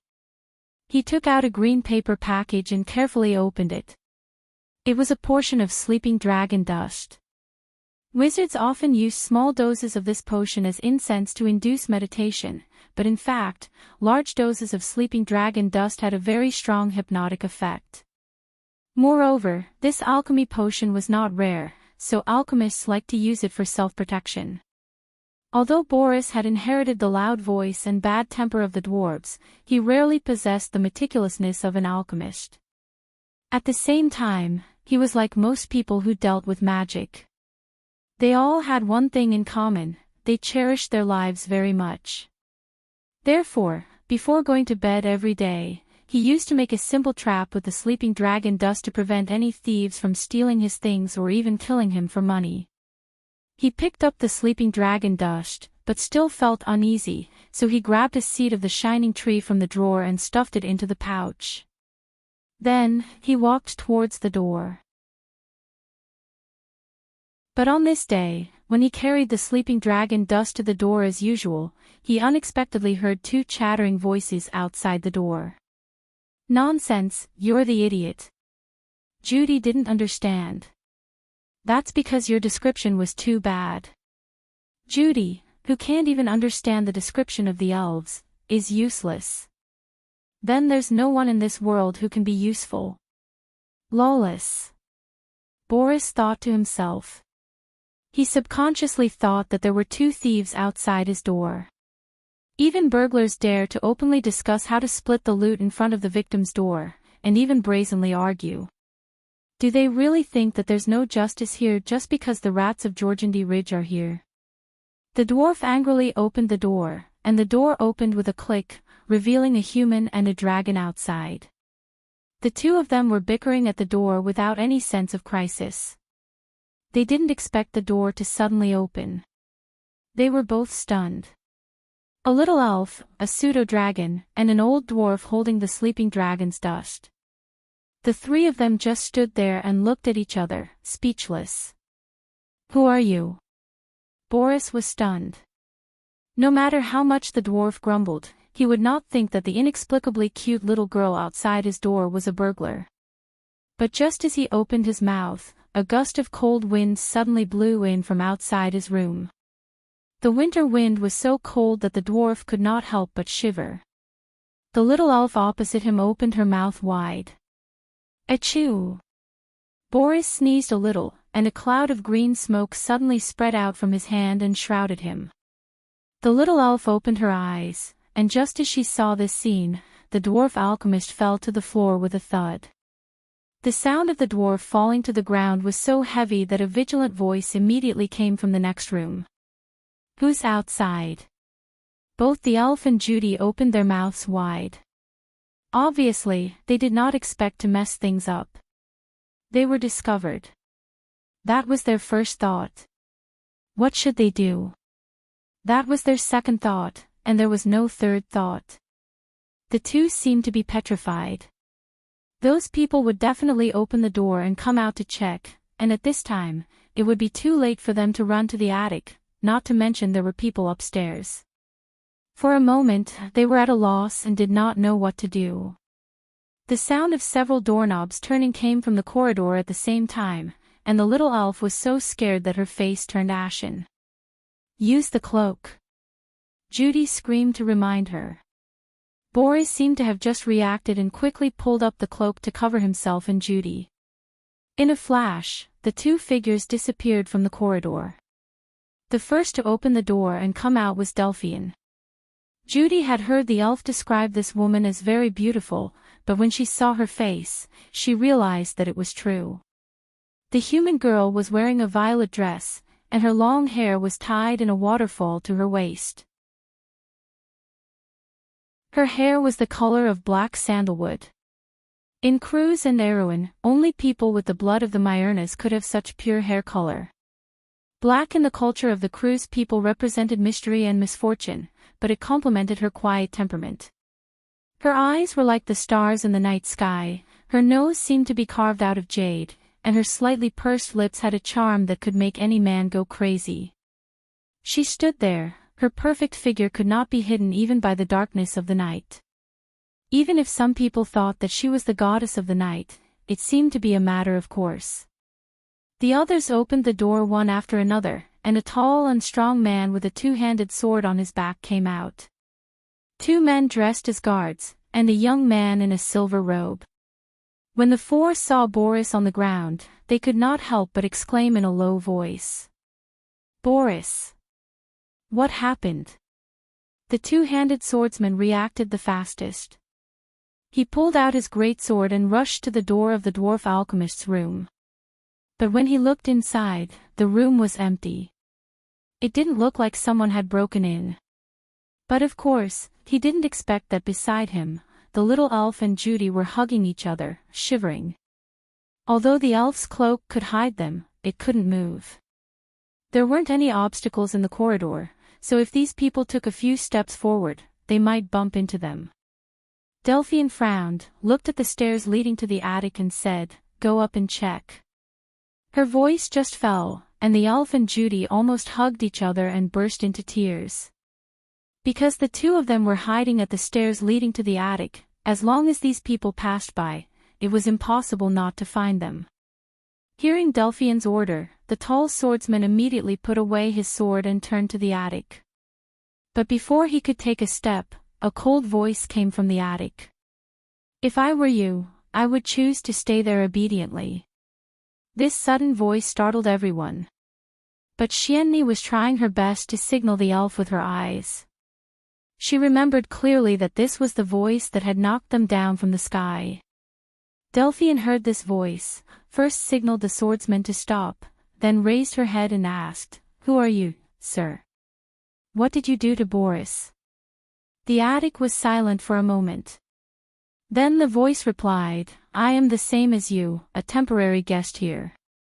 As for what happened to your companion, it has nothing to do with me." At this time, the tall swordsman had taken the opportunity to check the status of the dwarf alchemist. He found that the dwarf was lying on the floor, sleeping soundly, and did not seem to be injured. He used his hand to touch some of the green powder on the floor, then sniffed and showed a look of understanding. "It's the sleeping dragon's dust." "Boris is careful, he would never make such a mistake," Delphian replied as soon as she heard this. "Even if the sleeping dragon's dust is his own, something must have happened just now. When I came out, I clearly heard the voice of someone else. Lady in the attic, I don't mean to offend you, but I think you must know what happened just now, right?" When the two hiding under the cloak heard this sentence, they knew who she was talking about. They did not expect that the guy in the attic was so powerful that he even knew everything that happened below like the back of his hand. When the two thought of their purpose of coming here, they could not help but tremble in fear. Of course, it was nothing, but the more they trembled, the more they trembled. In the end, even the people outside could see it. When the swordsman with the two-handed greatsword saw the distortion in the air, he thought that it was a spatial turbulence and was startled. He quickly stepped back, but then he realized that something was wrong. "Mr. Solons, what's wrong?" Delphian frowned. The swordsman did not answer. Instead, he used his sword to flick the two elves in front of everyone. At that moment, they were both wronged and scared. They could not help but burst into tears. "Wah wah wah, don't kill me, mother. I'm going to die." Everyone stared at this scene with their mouths agape. Delphian seemed to have finally recognized the little one in front of her. "It's you," she said in surprise, but suddenly realized something and frowned. "You were eavesdropping on us."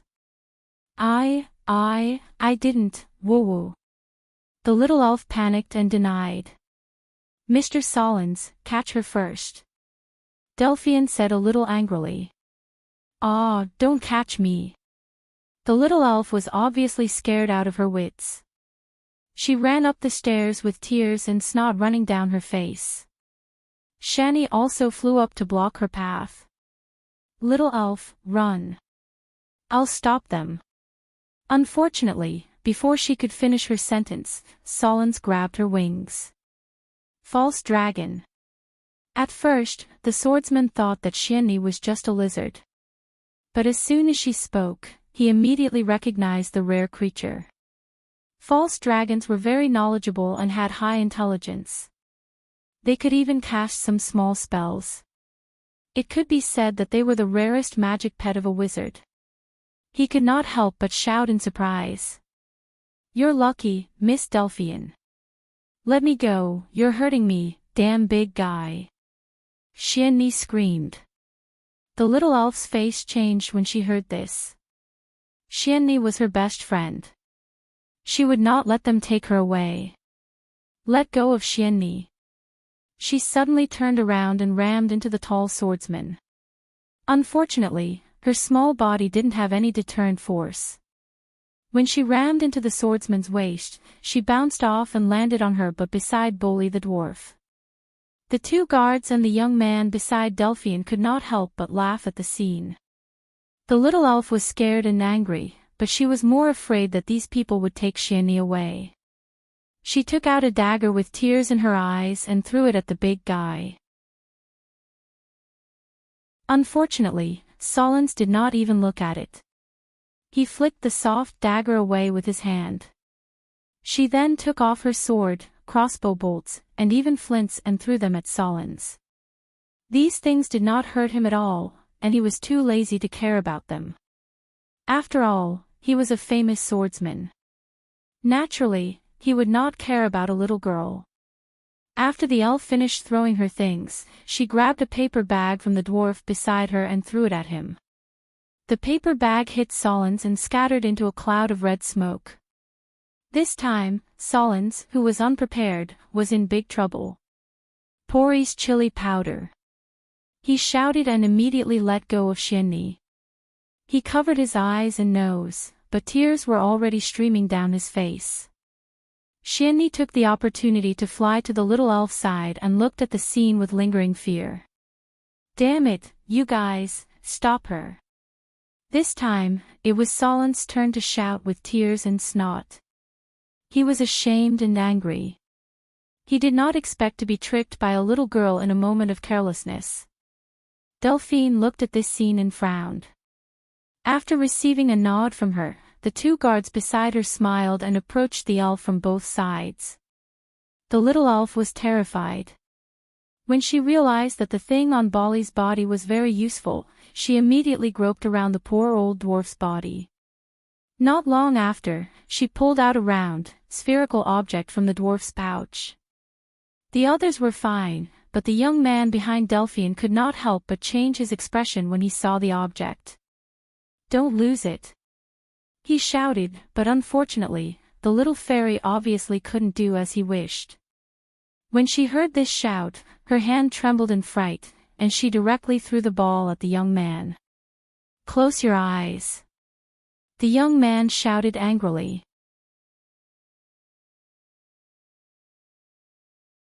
Chapter 929. Half an hour ago. Compared to the commotion in Greystone Town, the nearby hills were quiet. On the top of the hill where Erwin's delegation was, everyone was quietly waiting in the pine forest. Due to the fear of the harpies circling in the sky, no one dared to light a fire or do anything out of the ordinary. They even had to speak softly. Everyone was waiting for the sky to turn completely dark. But before that, time became extraordinarily dull and long. Some people were whispering, some were eating dry food to maintain their strength. In the forest, for Knight of the Inner Court were discussing the matter of the North Mountain sentry post. Romain was telling a story to the Grand Duke of Grenoir's daughter. The latter looked at Romain with admiration. Romain had a special ability to tell stories that had not happened yet. She was talking about her merchant group, the merchant ships with huge sails that looked like clouds crossing the shining sea, following the waterway to the bustling port and the wild areas. She talked about the giant beasts that lurked in the distant sea, the storms that brewed on the surface of the sea, the strange fish, and the wonders that were rarely seen in a mortal's life. Although she had never been to those places, she talked about them as if she had seen them with her own eyes. Soon, other people gathered around her. Brando saw Sugarpot, Dilfary, and Hippamra, the three loyal Roman listeners. Then, Chiara and Princess Magadal joined in. The Duke's daughter was counting the stars with een-eyed. The strange starry sky of Wonde always shone from the east to the west. The night sky was like a black cloth sprinkled with gemstone fragments, shining brightly. A long river of stars had faintly appeared, as if announcing the final arrival of the night. But when the light of the stars and the moon converged, the outside of the forest became brighter, and the silvery valley emitted a faint light under the night sky. Before night fell, Brendel had been asking Cooper about the situation in Greystone Town. The latter also wanted to take advantage of the night to break out of the encirclement, but the defenses in Greystone Town were very tight. Not to mention other things, there was nothing he could do about the harpies in the sky. He did not know much about the current situation in Greystone Town. When Brando asked, he could only vaguely answer a few questions. But as a local noble, he knew Greystone Town very well. He knew where the market was, where the open streets were, where the barracks and towers were, and where the Holy Cathedral was. He knew all about it and could even draw a simple map. Brando's questions were very detailed, which made Cooper very puzzled. He could not help but ask, "Count, are you sure you can take Greystone Town?" "It's hard to say. Everything will only be known after nightfall," Brando replied. "Count, the Jorgandi Ridge troops stationed in Greystone Town are not weaker than us. They have the advantage of defense. The individual combat power of the harpies and cavemen is also stronger than our swordsmen and spearmen. Of course, they may not be as strong as your army, but according to my observation, you didn't bring many guards with you, right?" Cooper asked carefully. In Aween, especially in the south, the noble spearmen were at most equivalent to the first tier of soldiers, and their average standard was even lower than the infantry swordsmen and spearmen of the local legions. But in Kurlutz, the nobles' private soldiers were slightly stronger, and could be compared to the swordsmen of the first and second tier legions in Aween. They belonged to the second tier of soldiers like the subterranean dwellers, but there were differences in strength between the same tier of soldiers. The subterranean dwellers belonged to the upper middle tier of the second tier of soldiers, while the Kurlutz nobles spearmen and swordsmen could at most be considered as a second tier of soldiers. The human army was slightly better in terms of discipline, but in terms of individual combat power, the difference was too great. The advantage of discipline was often obvious in large legions, but in small-scale battles and ambushes, individual strength could determine the outcome of a battle. Not to mention, there were harpies and razor boars in Jorgandi Ridge, which were true rank 3 creatures. If there were 1 or 2 nest lords or minotaurs in the town, it would be a disaster for the nobles' army. The Shadow Cavemen were not considered strong in the underground of Jorgandi Ridge, but at the same scale, they were comparable to the local army of crews. Like the lords that Brando was familiar with in history, such as Trock, King of the Blind, Shadek, or Beast Tamer, Silica, their armies could fight against the border army of the Kingdom of God. As for existences like Geralt and Medusa, if they went all out, even the frontline army of the Kingdom of God might not be able to deal with them alone.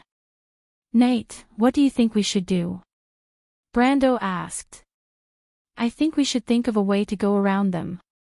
We have fewer people, and they might not be able to find us if we walk through the hills." Cooper thought for a moment and answered hesitantly, as if even he felt that his suggestion was not that reliable.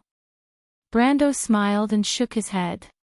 It was impossible for 1,000 or 2,000 people to march through the hills without being discovered. Not to mention 1,000 or 2,000 people, even if 100 or 200 people were to move, no matter how dense the trees were, they would not be able to hide. Unless everyone was in groups of a few and scattered into the hills, but that would require a lot of space and time. They did not have the time to do that now. "If we don't get rid of the garrison of Greystone Town, we won't be able to leave this place safely." Cooper sighed and felt a little hopeless. "Do we have to fight? Is there no other way?" Brando saw that he was scared out of his wits by the people of Jorgandi Ridge, so he could only comfort him. "Knight Cooper, Greystone Town is not as hard to conquer as you think." Cooper only took it as consolation and nodded, glancing listlessly in the direction of the valley. Haruz walked through the dark forest, as if attracted by the light outside. He held onto the pine trees with his hands and struggled to walk out. Finally, he saw Lysimachia at the edge of the forest. Medusa stood on the edge of the bushes, staring at the white rocks exposed under the moonlight. But the little prince saw that at the same level as the rocks were the shadows entrenched in the valley. That place was called Greystone Town, or so his teacher had told him. Geographically, it was the exit of the valley, but he knew that the town was occupied by some special enemies at the moment. "Are those your compatriots, Sister Lysimachia?" He walked up behind Medusa and asked in a low voice. "Compatriots?" "Not really," Lysimachia replied, having heard the little prince's voice. Haruz looked at her, puzzled. Lysimachia looked back at the little prince with a hint of gentleness in her amber eyes. "Little cutie, in the human language, Jorgandi Ridge is actually just a geographical term, not a country or territory. The real Jorgandi Ridge is actually divided into 3 layers, upper, middle, and lower. Each layer is different. The rulers of the shallowest layer are the dwarves, the middle layer is the Jorgandi Ridge you are familiar with, the bottom layer is the kingdom of the dark elves, and further down is the river flowing with magma and sulfur. In the dark underground world, there are thousands of different ethnic groups. They have never had any concept of a country. Even the most powerful lords often only rule a city and a territory. The smaller tribes are dependent on the lord. Since the beginning of history, everyone has been fighting for themselves and hostile to each other." She sighed as she spoke, and Haruz vaguely felt that he should not have mentioned these things, so he stopped asking.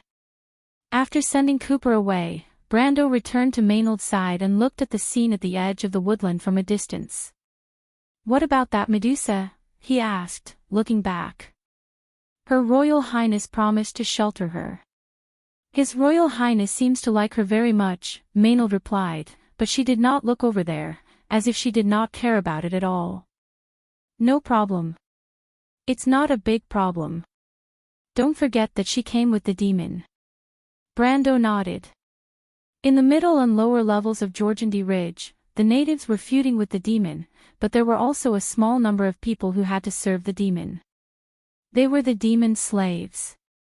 With this background, and the fact that she had personally sent the little prince back, it was not without reason that Griffin trusted her so much. There was a moment of silence between the two, looking silently in the direction of the valley. The wind blowing from the hills rubbed the entire pine forest over their heads and rustled. "It's getting dark earlier and earlier," Maynard suddenly said. "Because it's almost late winter." Maynard glanced at him. The meteor fell near the North Mountain sentry post. There are many witnesses, and most people's testimonies can prove this, but most of them don't believe it's true. They generally think it's a trick of Georgandy Ridge. The cavemen are looking for it. Brando nodded.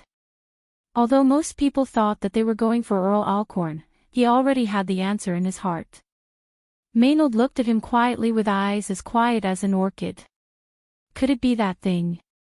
We'll know soon enough. So confident. That night doubted that you could take this place. Maynard thought of Cooper's face and could not help but curl her lips. Unfortunately, Brando did not notice. He smiled after hearing it. "Don't you know what's going on? Although there are many famous generals in this era, we also have our own means." "You want to say, players?" Brando did not want to answer this question rashly. He had been thinking about all this for the past few days. Was history tending to happen or changing? If it was the latter, what was the opportunity? The night was getting darker and darker. It was obviously unrealistic to approach Greystone Town under the watchful eyes of the harpies before the sky turned completely dark. The eyesight of these monsters was comparable to their distant relatives on the surface. In fact, not to mention the valley, as long as one walked out of the dense canopy, there was a possibility that they would be targeted by them. As a reconnaissance unit among the flying units, the harpies were also ranked among the top in Wound. In terms of reconnaissance ability, even the gargoyles of Buga were slightly inferior to them. However, they were very fragile. They were used to jumping between underground rock formations, and their short wings were very weak in the air. This made them very weak in the air, which made them very weak in the air. However, it was also wishful thinking to get close to Greystone Town after nightfall. Harpies were creatures of the dark. In fact, their eyesight at night was better than during the day. This was because they had slight light blindness, which made it difficult for them to adapt to the daylight of the surface world. According to the Shire, the only way to quietly get close to Greystone Town was for everyone to learn invisibility, if they could find so many wizards to cast spells for more than 1,000 people hidden in the forest. It seemed that the only way was to attack. However, the players were especially good at this kind of small-scale unconventional battle, so Brando and Maynard's choice was usually not that troublesome.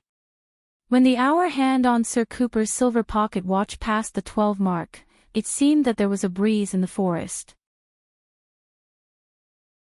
A small group of gargoyles was taking off from the forest at the top of the mountain. However, looking from above the forest, only the dark canopy could be seen shaking slightly, and the branches seemed to be slightly lowered by the descending airflow. A total of 7 or 8 invisible airwaves swept across the canopy and then disappeared. Under the canopy, the wizards in robes were watching the gargoyles that were enchanted with invisibility take off. Beside them, there was a second group of gargoyles waiting to take off. These gargoyles were like statues in the forest when they were not activated, and their folded wings were almost taller than the treetops. These were the backups of the first group of gargoyles. If possible, everyone present sincerely hoped that they could succeed in one go and not use these backups. Under the cover of the night, it seemed that Martha was on their side, and the plan went far more smoothly than expected. 8 invisible gargoyles rose into the night sky and began to climb. They quickly flew into the clouds and arrived above the harpies in the sky above Greystone Town. The moonlight poured over the clouds, and looking down through the veil-like gaps of the clouds, one could clearly see 4 black dots that were flying in circles. The harpies did not have the slightest premonition of the approaching danger. They were circling in the air in pairs, using their sharp eyes to observe the vast land.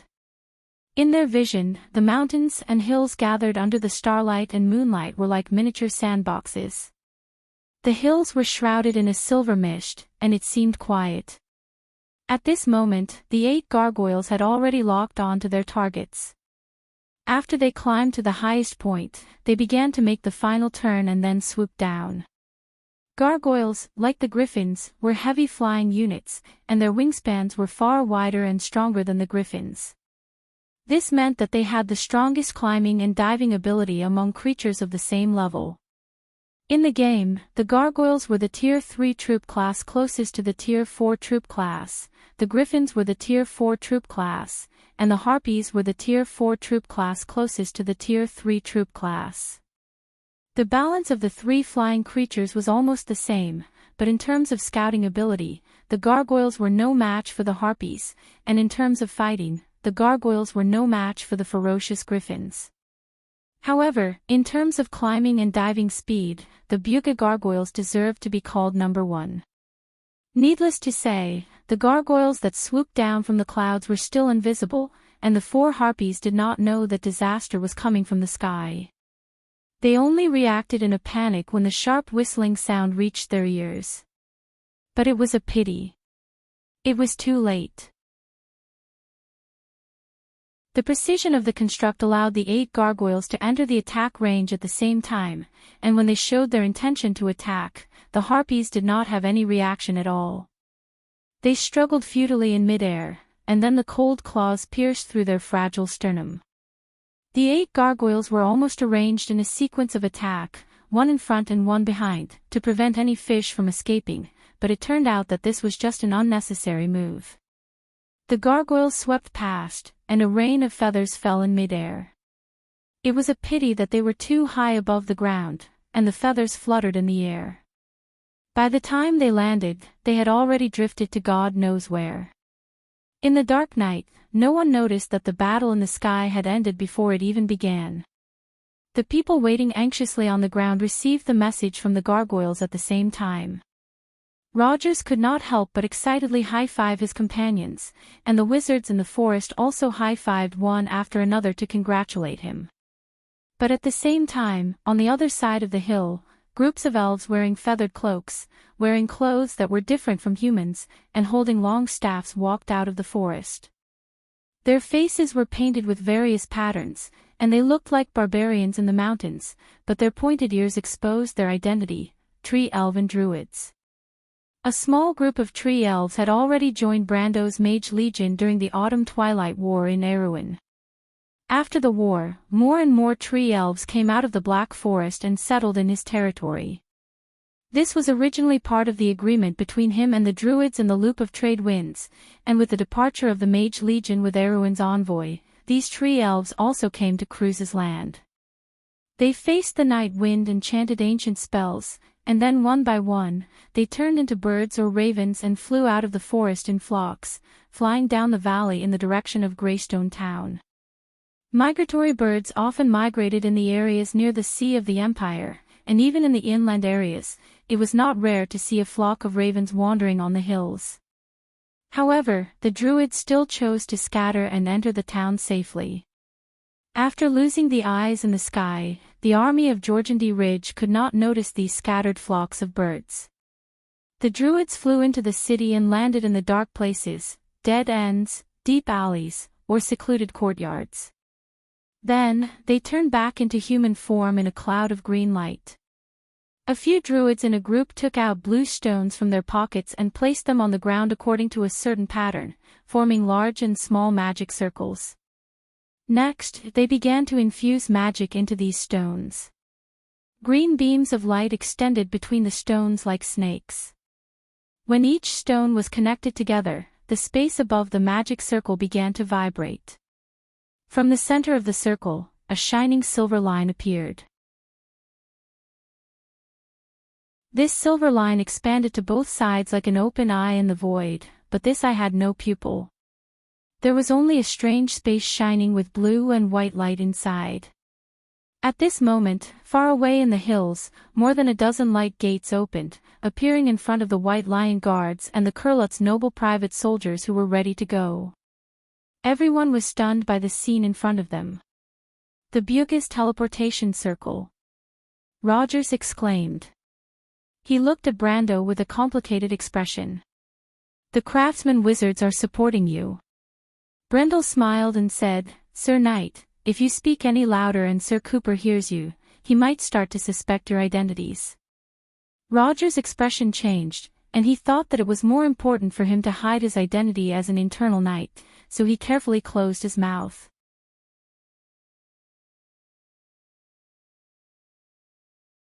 Chapter 9:30. We'll split into 3 groups.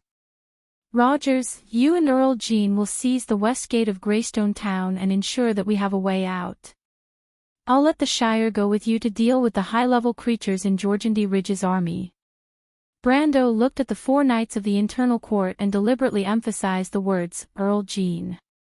In fact, everyone present understood that Brando was handing over the command of Earl Jean's private army to the 4 internal court knights.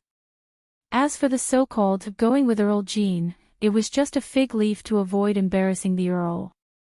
Earl Jean could only let out a low snort not far away to vent his dissatisfaction. He had no choice but to lower his head when he was under someone else's roof. Moreover, to be honest, this arrangement was quite to his liking. At least, it was much better than having his army stolen by the other party. Of course, in terms of attitude, he would definitely not be nice to Brando. In response to Brando's order, Rogers nodded silently. He knew that the young Archmage was not only here to help them, but also to monitor them. The Earl would not be completely at ease leaving the army to cruise his people. Brendel saw that Rogers had no objections and nodded in satisfaction.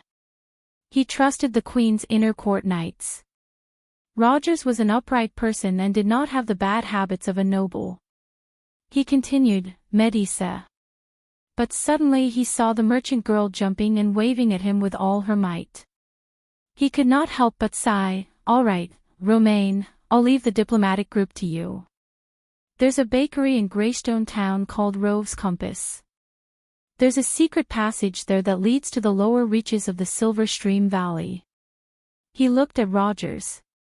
That bakery was actually the secret base of the inner court knights in Greystone Town. This information was also given to him by the latter. Rogers nodded in confirmation.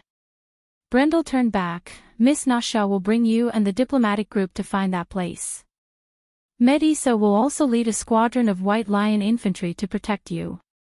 Also, I'm leaving everyone's safety to you, so this time you have to at least act more seriously. Romaine nodded in confirmation.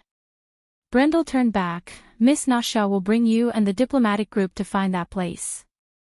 Medisa will also lead a squadron of White Lion infantry to protect you. The merchant girl's eyes sparkled as she nodded vigorously. Brando was still not at ease seeing him like this. He simply said to the Duke's daughter, Miss Eugenie, I'll have to trouble you. The Duke's daughter turned her head away, not wanting to see him at all. She said coldly, I'll naturally be responsible for my own safety. Then she added, besides, I think the Roman lady is much more reliable than you. At least she won't start a war for no reason. That's because you still don't have enough contact with her. Brando criticized in his heart, thinking that the young lady would soon regret her words. However, the diplomatic group would not encounter too much trouble on this route, so he dared to leave it in the hands of the Roman. Even if there was a battle, among the people accompanying them were Eek and the sergeant from Yanalasu. In addition, among the captives of the cruise, there were also the knights of the Summer Solstice Knight Regiment. Among them, there was even the vice-commander, Blofeld, who was at the peak of the gold level. In addition to Medisha, their safety was still guaranteed. The order he gave to the diplomatic group was to guard the entrance of the secret passage. If there was an unpredictable situation on the other routes, then they could at least retreat through the secret passage. This was the worst-case scenario, and it could be considered as leaving a backup plan for the whole plan. As for the last route, Brando glanced at Sir Cooper, who was not far away. Cooper still did not know what was happening in the sky at this moment. The attack of the gargoyles was carried out in complete secrecy. On the side of Cruz, only the 4 internal knights knew about it, so the knight was still dejected at this moment, with a hopeless look on his face. "Sir Cooper," he asked, "would you like to come with me to deal with Count Alcorn and the other imperial nobles?" Cooper was slightly startled, then slowly raised his head to look at him. His expression was as if he was looking at a psychopath. "Why, Sir Cooper, if I remember correctly, you should be the retainer of the Count. Is your loyalty to the Count only limited to this?" Brando asked again. Cooper licked his dry lips and replied, "With all due respect, Count Tonagel," he stammered a little and replied, "your plan sounds perfect, but the problem is, you don't seem to have said how we should enter the city. Should we fly in?" "Fly in?" Brando smiled and shook his head. "That would be too slow." He snapped his fingers lightly. In an instant, a dozen light doors opened in front of everyone. Cooper was almost stunned by the scene in front of him, and Rogers even whispered, "The Bugha's teleportation circle." He looked at Brando with a complicated expression. "Count, the craftsman mages are indeed supporting you." Brando put his index finger to his lips and smiled. "Mr. Knight, you know so much. If Sir Cooper hears you a little louder, he might start to suspect your identity." Roger's expression changed, and he thought that hiding his identity as an internal knight was more important for him, so he cautiously shut his mouth. Cooper seemed to finally recognize these things. He had been fortunate enough to see the door of flame of the Holy Cathedral of Fire. Although these portals were not as spectacular as the opening of the Door of Flame, the aura that represented space and time was the same. He stammered and asked, My lord, this is a portal." Correct answer, but no bonus points. Brando replied with a chuckle. A white light flashed in the portal, and Brando and Maynard appeared in the secluded courtyard one after another. The teleportation circle continued to flash behind the two of them, and Cooper and his guards appeared one by one, followed by Yuta and a small group of white lion swordsmen. The tree elf druids who were quietly guarding the courtyard immediately bowed when they saw Brando. Brando nodded to them in return. At this time, the Nightsong Tiger came in from outside the courtyard with the two sisters, Falerne and Tia. When he saw Brando, he put his hand on his chest and bowed like a knight. "My lord." "Are you ready?" Brando asked. "We're ready. We've captured a group of subterranean dwellers. Just as our lord said, their loyalty is built purely on the mentality of relying on the strong. They don't have any sense of honor. When we interrogated them, they spilled the beans." The Nightsong Tiger answered very easily. The level of the White City Vanguard card was based on the level of the Fran Knight. Now that Metasha had the strength of an elemental awakener, and they were almost at the level of a lower gold, a few subterranean dwellers were a piece of cake for them. "Do any of you know Jorgendigang?" Brando originally thought that he could show off the Jorgendigang language that he inherited from Sophie, but he did not expect that someone in the Nightsong Tigers group would know this obscure language. His little sense of superiority was instantly shattered, but he was more curious. In the whole of Wonde, other than the dwarves in the mountains, there was not much contact with the underground inhabitants of Jorgendigang. Due to the isolation of the beehive, the underground and the surface kingdoms were almost two separate worlds. Furthermore, the Jorgendigang language was derived from the ancient Dwarven language, which was very different from the Cruz language that originated from the Myrna language. Even scholars rarely studied this language. Dia, who was standing beside Falerne, was all smiles. She opened her mouth and said a lot of strange words to him. Brendel almost jumped out of his skin when he heard it. Isn't Dia speaking Jorgentil Gaugen? She also had a strong subterranean dweller accent, which made him think, that's right, that's the smell. He almost couldn't resist the urge to ask the little girl if her family knew that Xiao could speak Ganjis so well. However, when he looked at the stern-faced Falerne beside him, he couldn't bring himself to ask. Most likely, they knew. Secondly, he wanted to make fun of Dia. If Falerne lost her temper later, he wouldn't be able to handle it. In the end, Brando could only ask in surprise, "Tia, when did you learn Jorgendigang language?" "Tajiv taught me," the wild elf answered proudly. "Isn't that awesome, Brother Brando?" "Very good." Brendel was not stingy with his praise, causing the latter to chuckle. After chatting for a while, Brando asked the Nightsong Tiger, "What did they say?" "I've told you everything I can. As you've guessed, the Lord of the Shader Dwellers is Tamu. He lives in the north of here. These blind people don't know the way, so I've deduced from their descriptions. There are some other places to refer to. The street is very wide, and there's a square with a fountain in the middle. Tamu is stationed there." The Nightsong Tiger pondered for a moment, as if he was organizing his words, then answered cautiously.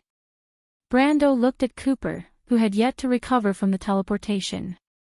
It was not until Brando patted him on the shoulder that the Nightsong Tiger asked, "What's wrong?" The Nightsong Tiger had no choice but to repeat it again. This time, Cooper finally understood. "I know that place. It's called St. Shonda's Square. There's an inn called the Silver Bell there. I once stopped there when I passed by Greystone Town. It seems that it's the central area of the city." Brando said, "Our subterranean dwellers are quite good at picking places." Cooper was a little surprised. "Isn't this your first time in the Empire, Count?" Brando smiled. "The central area of the city is surrounded by the most prosperous areas of the city. Why would my lord stay in a secluded alley?" Cooper was enlightened. "Since you know that place, I'll have to trouble you to lead the way." Brando looked at the dark sky and reminded the Nightsong Tiger. The harpies would change shifts every hour or two, which meant that the residents of Jorgendi Ridge would sooner or later discover that they were under attack. Although there was still plenty of time, it was not the time for idle chatter. Cooper was a little hesitant. He looked left and right and found that other than the druids in the courtyard, Brando's entourage was only the small group behind him and the Nightsong Tiger. Although he thought that Tia and Falerne were at most maids and there might be a few more outside the door, it was still a little too little. He could not help but show a bitter expression. "With all due respect, Count Brando, isn't it a little too rash for us to ambush the Lord of Jorgendi Ridge with just a few people? Is it still a surprise attack when there are so many of us?" The Nightsong Tiger replied with some disdain. Brando was not surprised by the nature of these nobles.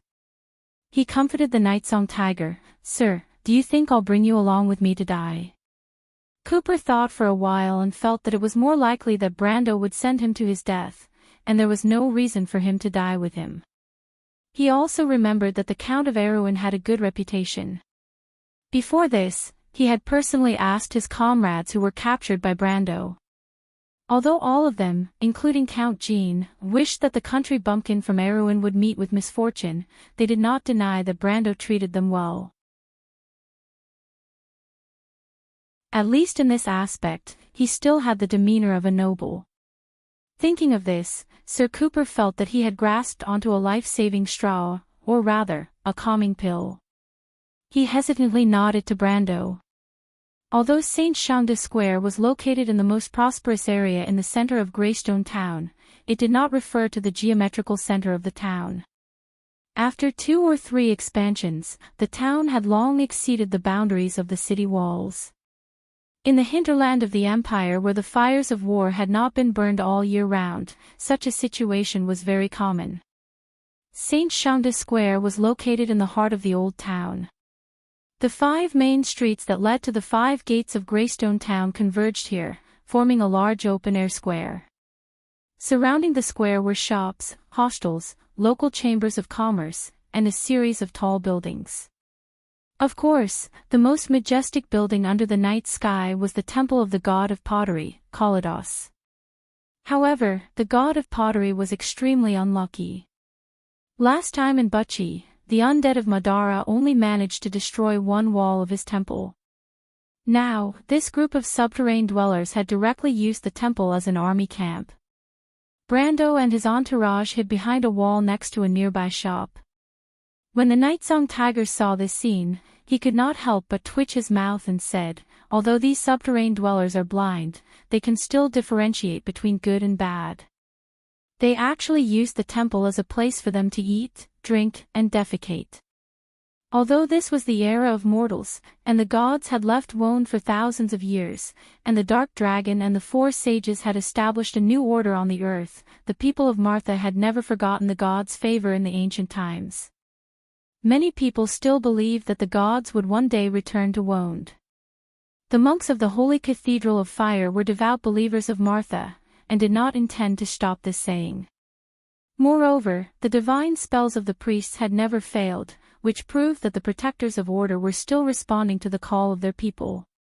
This saying was very popular in the countryside, especially in the south of Cruz and Erewhon. Poor Sir Cooper was such a devout believer, and when he heard the Nightsong Tiger's blasphemous words, his face turned pale. However, he did not dare to say that the Nightsong Tiger was wrong, because even in his opinion, these damned subterranean dwellers had gone too far. There was a fountain in the middle of St. Chanda Square, and the statue in the fountain was said to be a full-body portrait of the local founder, Mr. Chanda. Unfortunately, the statue had fallen from its pedestal and was smashed into pieces.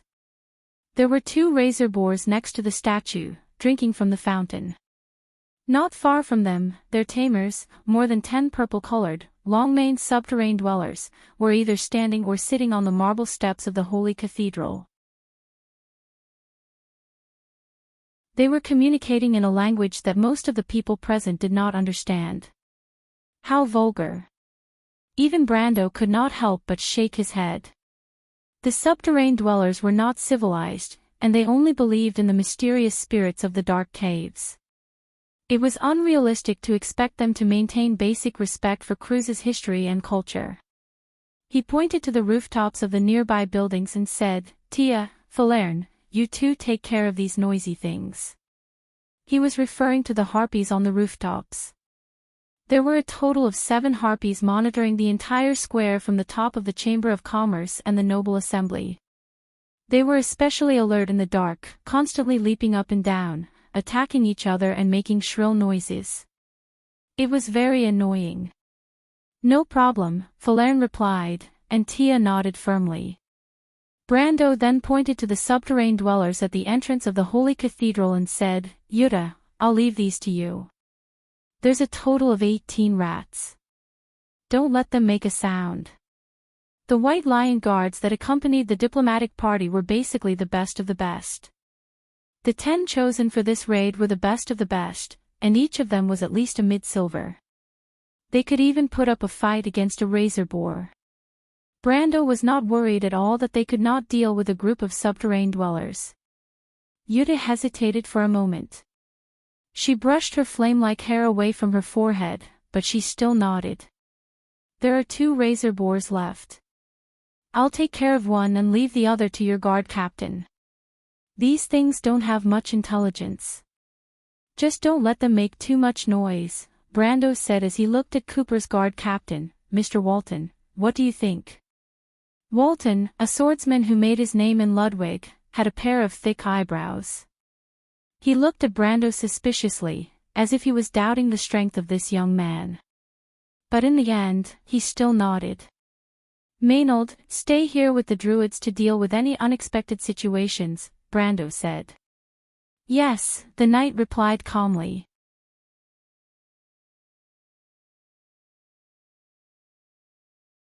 Chapter 931. Stars twinkled in the night sky. Brando stared at the ceiling of the Chamber of Commerce and the Chamber of Commerce for several minutes. He waited for the harpies to land for the 3rd time before he finally gave the order, "Let's do it." Light flashed between Falerne's fingers, and 4 harpies 100 meters away from her were pierced by dark blue arrows. The arrows pierced through their hearts, and they immediately turned into ice sculptures with a cracking sound. Battle wizards could draw spells from the Circle of Curses, and their casting speed was extremely fast. However, elven messengers were slower by half a beat. Tia's reaction was even slower. She tried her best to finish reciting every single word of the spell. She pushed her hands forward, and everyone saw an invisible ripple sweep across the sky above the plaza. It swept across the bodies of the fleeing harpies. In an instant, they were torn to pieces, turning into a rain of blood that fell from the sky. Tia didn't expect her spell to have such a great effect. She couldn't help but stick her tongue out at Brando apologetically. "Against Stormblade," Brando muttered to himself, "is it really necessary to use a Circle 7 spell against 3 harpies?" At this time, the subterranean dwellers in the square were alarmed. Although they couldn't see, they could hear the commotion. The subterranean dwellers at the entrance of the Holy Temple panicked and grabbed their weapons. Suddenly, a wave of crossbow bolts flew out from the darkness, and the pitiful creatures fell to the ground as if they had hit an invisible wall. The remaining 3 or 4 subterranean dwellers didn't even have time to react before the White Lion guards pierced through their hearts with swords. The next unlucky ones were the patrol team. Yuta personally intercepted them. The female mercenary leader's flame-like hair was like an eye-catching flag in the dark night. It danced up and down with her movements, and the crimson fire raven's tongue shone brightly. When Brando saw the sword, he was stunned for a moment. Only then did he remember that he had given the sword to the mercenary leader. The fire raven's tongue seemed to have been given life in Yuta's hands. She raised her hand and turned the sword into a flaming whip. The golden-red whip swept across a distance of 34 meters, wrapping around 4 or 5 fleeing subterranean dwellers and turning them into ashes. The rest of the subterranean dwellers were unable to resist the White Lion guards. One by one, they fell to the ground and were slaughtered. Cooper looked at the sword in Yuta's hand and then looked at the beautiful figure of the female mercenary leader.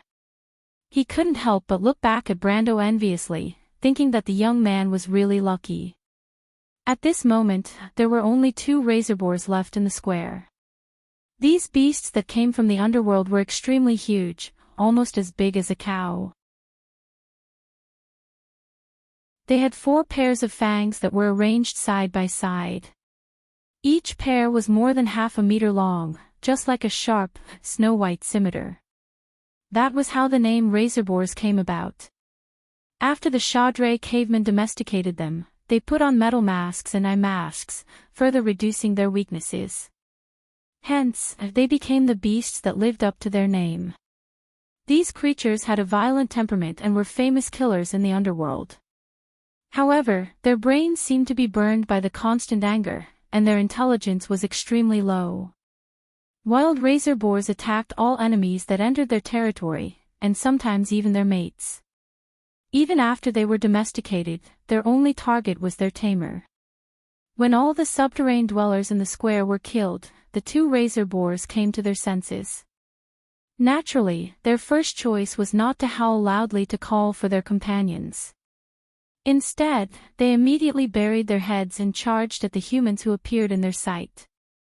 Walton and Brando stood in front of the 2 razorboars, one on the left and the other on the right. Walton had been famous in Ludwig for a long time. Other than his swordsmanship, his strength was also at the peak of the gold tier. However, he didn't dare to be too careless in the face of these crazy boars. When the razorboar charged at him, he dodged to the side and used crews to slash at the big guy's hooves. The razorboar's hooves were cut off, and its head slammed into the ground. It opened its mouth and wanted to scream, but before the sharp air could rush out of its throat, Walton's sword pierced its throat and sealed it in its stomach. The tragic sound of the slaughtered boar eventually turned into the sound of the air hitting the broken trachea, and dirty blood gushed out. Walton looked at the dead razorboar lying on the ground and couldn't help but nod in satisfaction. He was obviously very satisfied with the way he handled the situation. To be able to end the battle so cleanly, it meant that his understanding of swordsmanship had improved by another step. However, he was a little surprised that the young count hadn't made a move yet. Logically speaking, no matter who won or lost, there should be some movement. Even if Walton handled the situation so cleanly, the razorboar still made a loud noise when it hit the ground. Of course, Walton didn't think that Brando could be stronger than him. He had followed Cooper for a long time, and although he hadn't heard much about the Count's strength, he had heard about his impulsiveness and arrogance. When Brando attacked the Black Sword Fortress, the Empire only said that the Count had a genuine archmage by his side. Walton didn't believe that Brando was a swordsman in his early 20s. But when he turned around, he saw a scene that left him dumbfounded. Brando stood still, and not far away, the razor boar was lying on the ground, trembling like a sieve. It was so scared that it wet its pants, and it didn't dare to take half a step forward. All the young men of the White Lion Guards, including the female mercenary leader, looked at their lord with reverence. Walton wasn't ignorant, and he naturally understood what had happened. The might of a swordsman. In the natural world, only a few creatures that had reached a certain level of power could naturally produce pressure, such as dragons or mythical creatures that couldn't be described with words outside the elemental frontier. However, for the Iron Folk, only those who had reached a certain level of strength in a domain and had even grasped the principles of the laws could produce pressure, the power of the laws, the power of the Sword Saint. In order to reach this level, the only condition that had to be fulfilled was the enlightenment of truth. Brando did indeed feel the existence of the laws of nature at that moment, and even he didn't know what had happened. The moment he pulled out his sword and pointed it at the razor boar, a mysterious knowledge responded from the Halran Gaia. At that moment, he seemed to understand the meaning of mountains and rivers, and the meaning of eternity. But this was just a story that happened in an instant. It was as if he had truly stepped into the realm of the elemental enlightenment for a moment, but in an instant, he had returned to the peak state of elemental activation. But in just a moment of the elemental enlightenment, the pressure naturally exuded from his body was enough to frighten the razor boar, which lacked intelligence. Brando had a faint premonition in his heart. He withdrew his sword, looked at the razor boar lying on the ground, and said to the others, "Don't worry about this thing, it won't be able to react for a while. Quickly attack the temple." As he said this, he raised his head and silently glanced at the dark night sky. Unknowingly, dark clouds had covered the starlight. Perhaps it was because of the blessing of the god of pottery, Kalidos, or some other reason, the battle to enter the temple was very smooth. The troglodytes stationed in the temple didn't expect the changes outside at all. When the White Lion Guards attacked the temple, they were caught off guard and lost the initiative. The rest of the battle was almost a one-sided massacre. Although Tanu's bugbear guards launched a fearless counterattack, these Grade 4 creatures from the underground of Jorgandi Ridge were obviously better at fighting in caves than on the surface. Under the attack of Yuta, Maynard, and Walton, the White Lion Guards almost wiped out Tanu's guards at the cost of one minor injury. The battle ended faster than expected. Tampu was the lord of the Shadra subterranean dwellers. But that was it. The subterranean dwellers were the lowest existence in Jorgandi Ridge, and their status was only slightly higher than that of the ground dragon. Tampu was most famous in the underworld for having a minotaur as a slave. With this Tier 6 creature, he occupied a small territory at the edge of the Tranquil Lands and built up his prestige among his fellow subterranean dwellers. He raised an army and became the lord of the Tranquil Lands, but his power was only slightly stronger than the banished Tajiv. This time, the Minotaur he had always relied on was only able to withstand a few blows from Walton before its head was chopped off. The stench of blood spurted out from the Minotaur, who was hiding behind the Minotaur, and it almost fainted. When Janna dragged him out of the holy temple, the lord had lost all of his former majesty.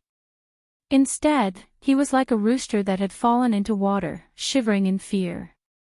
"My lord, this guy doesn't know much, but he has told us everything he can," Yuta said. "Why don't you ask him again?" Brando glanced at Tanu, but shook his head and replied anxiously, "Don't waste my time. Just tell me what he said." Yuta was slightly startled and looked at Brando strangely. Maynard, who had followed them out, did not have as many concerns as the mercenary commander. She also noticed something unusual in Brando's tone and asked, "What happened?" Brendel shook his head gently. He vaguely felt that the sword from before was a little unusual. The feeling that came from the ground was definitely not his own understanding of the laws, but some kind of connection. He just happened to feel this connection at the right time. He remembered the legend of Georgandy Ridge. Before the Great Schism, the people of the underworld did indeed believe in the same god as the Lion Men of Toquinin. This legend made him feel a little uneasy, as if it was connected with some of the doubts he had in the past few days. However, he could not find the key point for the time being. There was another thing that puzzled him. That feeling was clearly coming from the sky, but the sky was not the traditional territory of the Georgandy Ridge. This made Brendel unable to tell what he felt for a while. Jutta looked at the female knight, and then at her liege. She did not dare to let the latter wait for too long. She whispered, "I'm afraid even this guy doesn't know how big the invasion of Georgandy Ridge is this time. But my liege, according to his description, I'm afraid it's not small." This was within Brendel's expectations, and Janna's words only confirmed his conjecture. Brendel threw away the messy thoughts in his mind and cleared his mind. He asked, "How many units of Georgandy Ridge's army are stationed in Greystone Town? Who is the main force of Georgandy Ridge's army in this direction? It should know, right? There are only 2 troops of Georgandy Ridge stationed in Greystone Town. The other liege is called Guku, Brother Brando." Tia answered first. Jutta nodded as if she was testifying, indicating that Tanu's words were translated by Tia. Guku. Brando felt that he had heard this name before. But when he thought about it, he realized that this name did not seem to belong to any well-known liege in Georgandy Ridge. It was not even as famous as Tanu. Tanu was one of the only 2 liege lords of the Chadre cavemen. In addition to his Minotaur slaves, he was somewhat famous in this regard. What made him feel strange was that, theoretically speaking, a lord that he had heard of would definitely not be unknown. Brando could not help but wonder if his memory was wrong. He turned back to Maynard for help, but he found that the female knight was also frowning as if she was thinking about the same problem as him. "What about the other problem?" he asked again. "The liege who is now marching toward Asaf seems to be a guy called Moksha, but this guy can't explain it clearly. He's really useless." Tia glanced at Tanu and replied, "Moksha." Brando was slightly startled. "So it's him, the king of the lizard men. He is considered a lord second only to Geralt and Medusa. If he is the commander of Georgandy Ridge's attack on Asaf, then the forces of Georgandy Ridge invading the surface world this time will not be too small. At least there must be a real king of the underground in the south." The wild elf sister smiled and replied, "Brother Brando, you guessed right. The Georgandy Ridge army that is attacking Rokizi, the Broken Sword Mountain Fortress group, is the army from the Venom Swamp. The Medusa Queen." Brando immediately reacted, but he was not too nervous. After all, it was the Empire that was in trouble now, and it had nothing to do with him. No matter how powerful the Medusa Queen was, it was impossible for her to turn north from Rokizi Plateau to cause trouble for him. He asked a few more questions, and Tia answered them one by one. But as Jutta said, Tanu knew very little. He did not even know the real reason why Georgandy Ridge invaded the surface world. As for why he appeared here, it was because he was forced to participate in the war by a more powerful lord.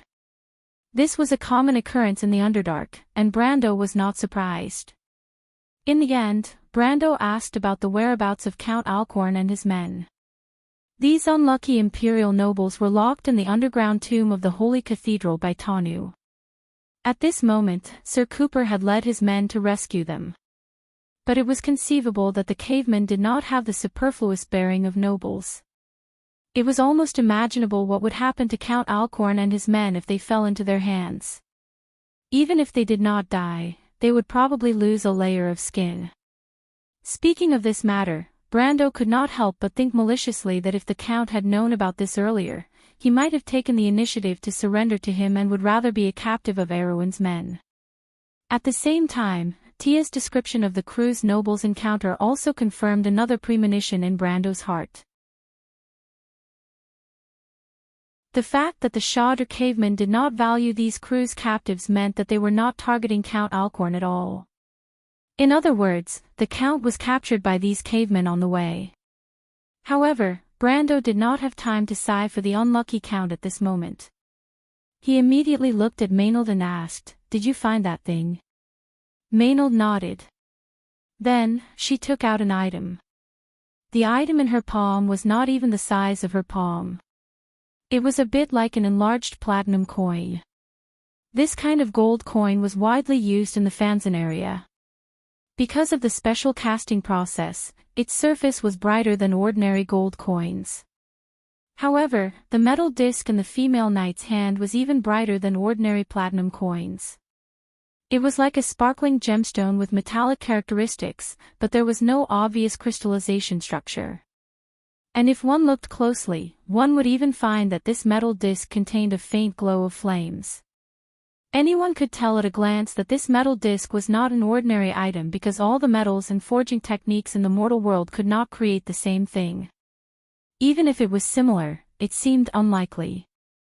Jana's attention was drawn to the metal disc the moment she saw it.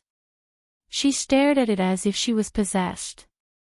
It took her a long time to react. "What is this?" "It's so beautiful," she blurted out. Brando heard this sentence and could not help but smile bitterly. Such an item, in Yuta's eyes, was only beautiful, but for anyone who had ever seen it, it was the most precious treasure in the world. Wand had two things that mortals could not touch. The first was fate, and the second was the law. But Martha finally gave mortals the power to change everything. The master of fate lies in the amber key, and all the whispers between heaven and earth are recorded on the stone tablet.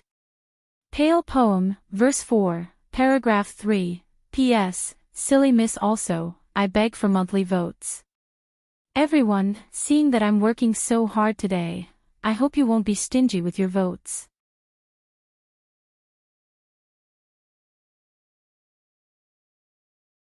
Chapter 933. Looking down from the sky, the entire city was immersed in darkness. In the North City, there were still shadows of subterranean dwellers moving around, but the center of the old city was dead silent. Looking further south, there was a group of people moving quickly along the streets without any lights. Faster! Don't give them a chance to react. Medisa took the lead.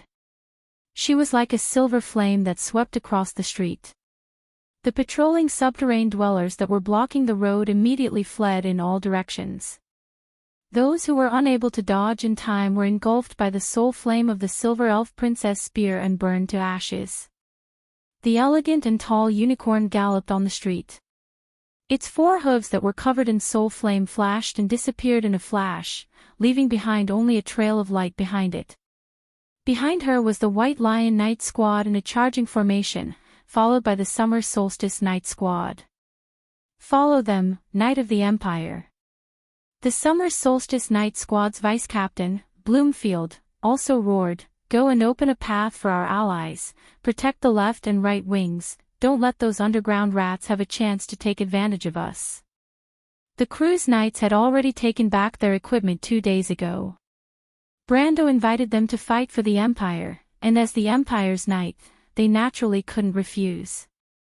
Although they knew that they were still hostages, the Georgiandy gang was the enemy of the Empire. In comparison, Erewhon's people and Cruz's people had an advantage. As the saying goes, there is only a gap when there is a comparison. After the Knight Squad cleared the path, it was the bloated team of envoys.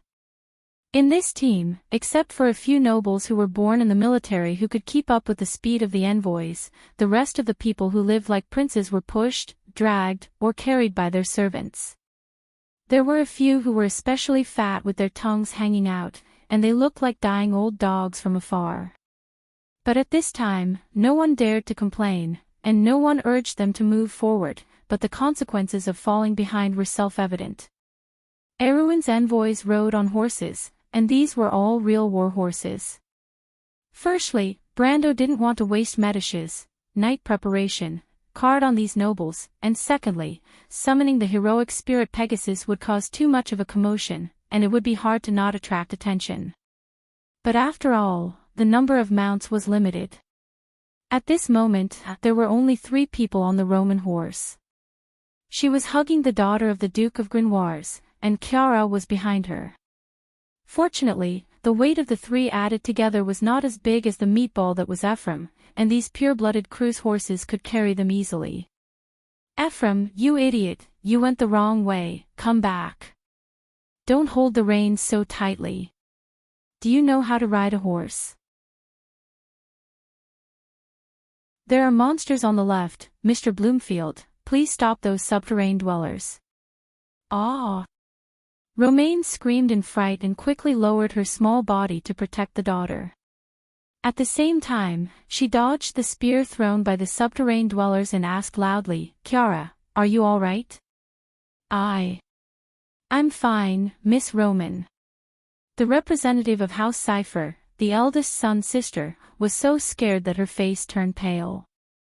The spear almost flew past her nose, but she let out a soft sigh and calmed down immediately. There was only excitement left in her light blue eyes. "Miss Roman, there's a subterranean dweller over there. Quick, let's go take a look." The book said that when these monsters are alive, their skin can change color according to the environment, just like a chameleon, but I've never seen one before. "Okay." Roman replied with great interest when he heard this. "No." The only normal person among the 3, the daughter of Grenoires, Judith, was so scared that she cried out, "Sister Roman, Sister Chiara, let's run, woo-woo." Romaine was in a dilemma. On one hand, Chiara's words made her curious, and on the other hand, Judith's tears made her flustered. She thought for a moment, and finally came up with a perfect answer. "Princess Magadol, Eugenie, come and help me." The Duke's daughter was sitting behind Marjorie. When she saw this scene, how could she not know that the young lady had suddenly come up with a strange idea? She snorted coldly and said, "Please conduct yourself with dignity, Miss Roman, have you forgotten the commander's words?" As for Princess Magadol, the latter smiled at her and shook her head. "Ah!" The Roman seemed to have just remembered Brando's instructions, and immediately showed a dejected expression. Chiara, on the other hand, had a displeased look on her face. "That hateful fellow. Then let's just say that he owes us 2 live subterranean dwellers, 1 for each of us. The Count's debt is quite bizarre." Eek couldn't help but say to Marjorie when he heard this. The officer from Janalesa nodded in agreement. Although the diplomatic party was noisy, Romaine had the demeanor of a leader of a merchant party. She managed to keep the bloated group in order. At least under her reminder, no one was left behind, and there were no accidents. Of course, the only thing that troubled the vice-commander of the Shia Solstice Night Regiment, Bloomfield, was that the young lady's orders would be better. She wouldn't mix in the slang of merchants in 2 or 3 sentences. How could a knight like him understand such things? The group moved forward, getting closer and closer to their destination. Finally, after turning the last corner, the conspicuous sign of Romaine's compass with 4 arrows appeared in everyone's eyes. "We're here." The knight Nasha couldn't help but cheer. Medicia immediately raised her left hand and stopped everyone. "Squads 1 to 8, spread out and find cover." "Commander Bloomfield, get your men to find cover." "Miss Roman, get the diplomatic party to hide in the house." "What's wrong?" Nasha was slightly taken aback and looked at the fairy princess in confusion. She didn't understand the meaning of her order. Bloomfield also looked over with a puzzled expression. Only the Roman looked at Medicia and immediately ordered the nobles behind her. "Quick, quick, hide in the house." In fact, the nobles at the back hadn't turned the corner and didn't know what was happening in front of them. But they were already used to the strange orders of the merchant lady. No matter how ridiculous these orders sounded, they were always useful. For example, she ordered the party to stop for no reason and avoid the ambush of the subterranean dwellers. Or she said that they were going to the left to go to the right to avoid the subterranean dwellers. It was as if there was a halo of miraculous luck that enveloped this young lady. They were already used to it. Now that the Roman gave the order, the nobles rushed into the buildings on both sides as if it was a conditioned reflex. They were so uniform that it was as if they had been rehearsed many times. It was shocking. Fortunately, the owners of these houses had fled Greystone Town before the war, so there weren't any unnecessary disputes. Bloomfield saw this scene and felt a little apprehensive. But the commander of the Solstice Knights also expressed his admiration for the Roman lady's halo. Even though he was skeptical, he still ordered his subordinates to find cover. Everyone hid in the shadows on both sides of the street. Moments later, Medicia suddenly looked up at the night sky. Following her gaze, Bloomfield and Nasha also looked up. The nobles hiding in the houses also looked up at the narrow sky above the street. Anslova's clear night sky was filled with twinkling stars. A few sparse clouds floated in the distance. The proud moon gradually disappeared into the clouds, casting a shadow on the ground. The surroundings seemed to have become unusually quiet. What is that sound? Internal Court Knight Nasha suddenly asked uneasily, did I hear wrong? Bloomfield, the vice commander of the Solstice Knights, shook his head. He also heard it. The sound of the wind below the clouds. In Anzaruta's winter, there was a land and sea breeze that blew from the floating cloud hill to the supreme inland sea. When the wind swept through the pine forest in the vast wilderness of Anslova, it would make the sound of pines rustling. This sound echoed in the silent night like a poem and a song. But at this moment, this long poem between heaven and earth seemed to be recited by another voice.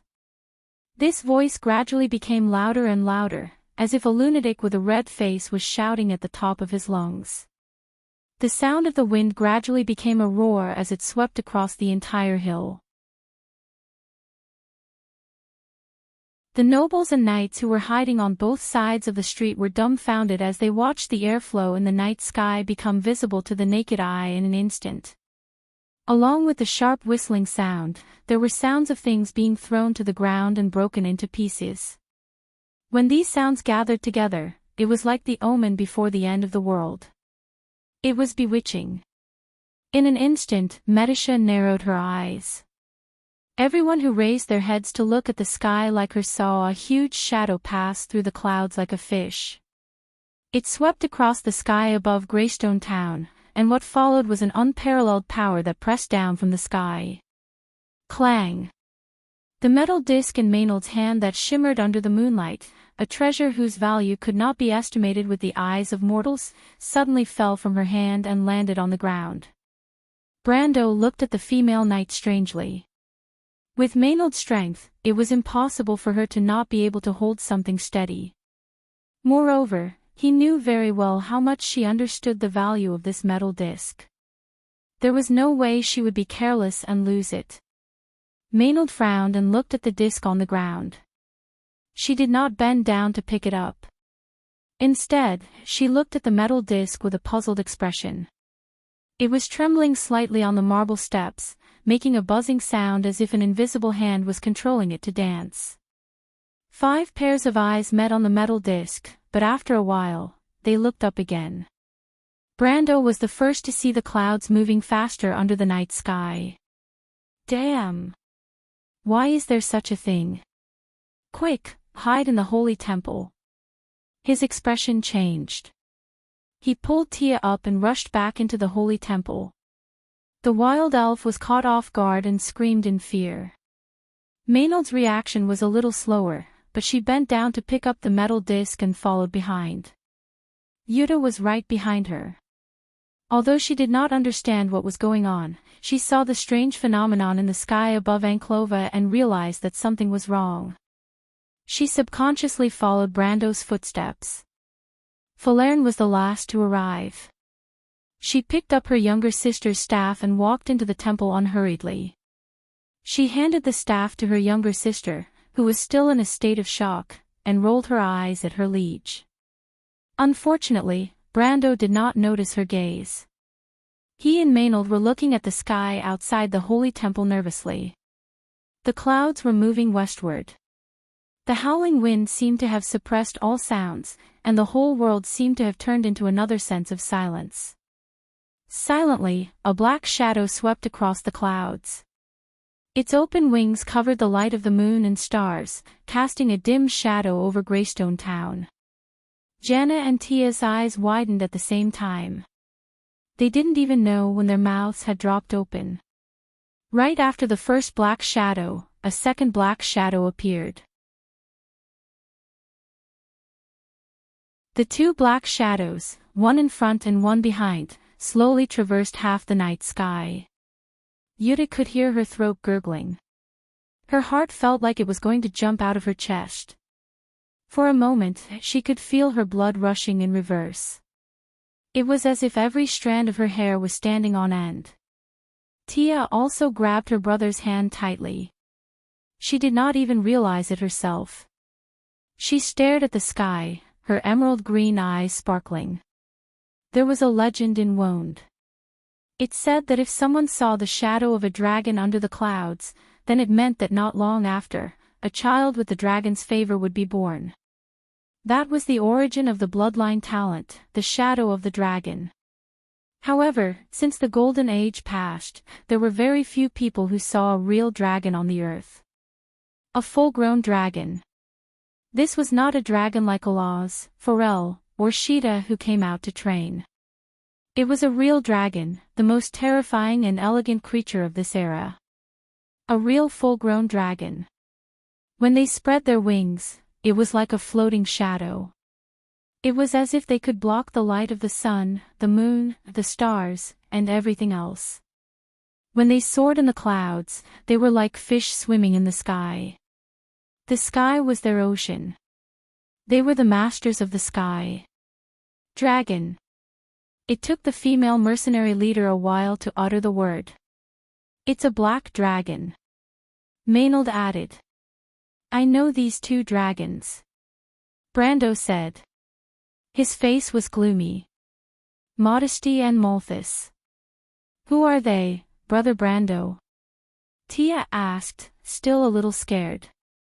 Sinful dragons, the banished black dragons. They are one of the 5 lords of Georgandy Ridge. They are here too. The ashes at Bear Lake. Maynard suddenly remembered and reminded him in a low voice. It's the Ridge Drake.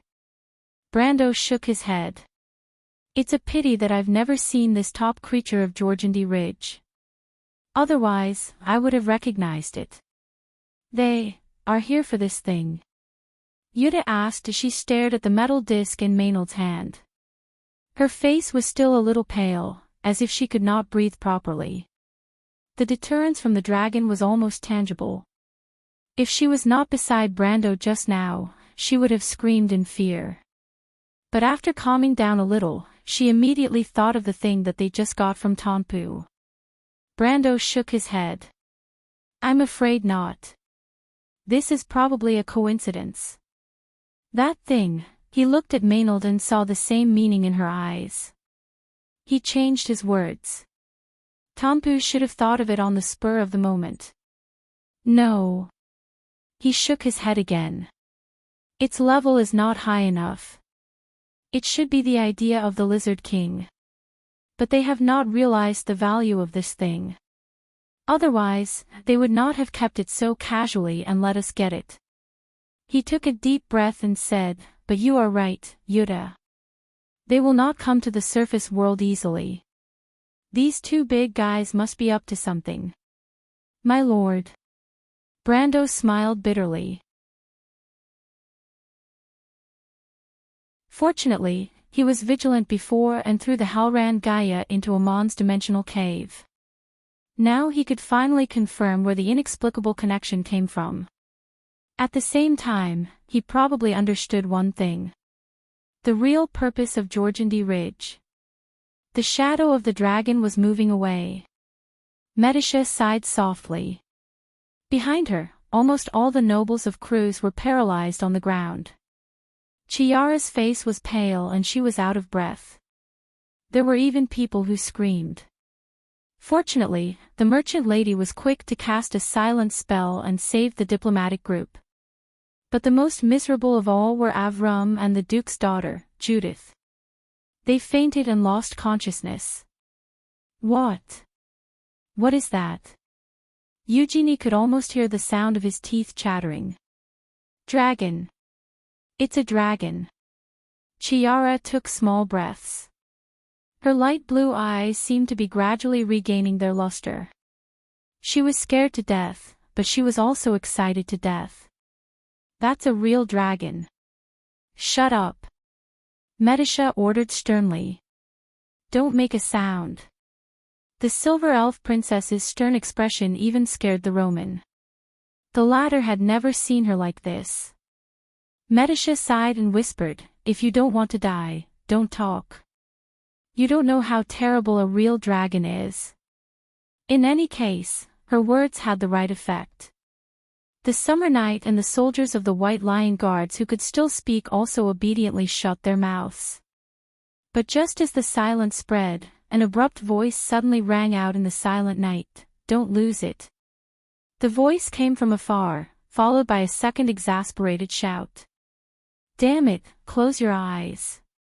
P.S. Did you see enough yesterday? If you still want more, buy more tickets."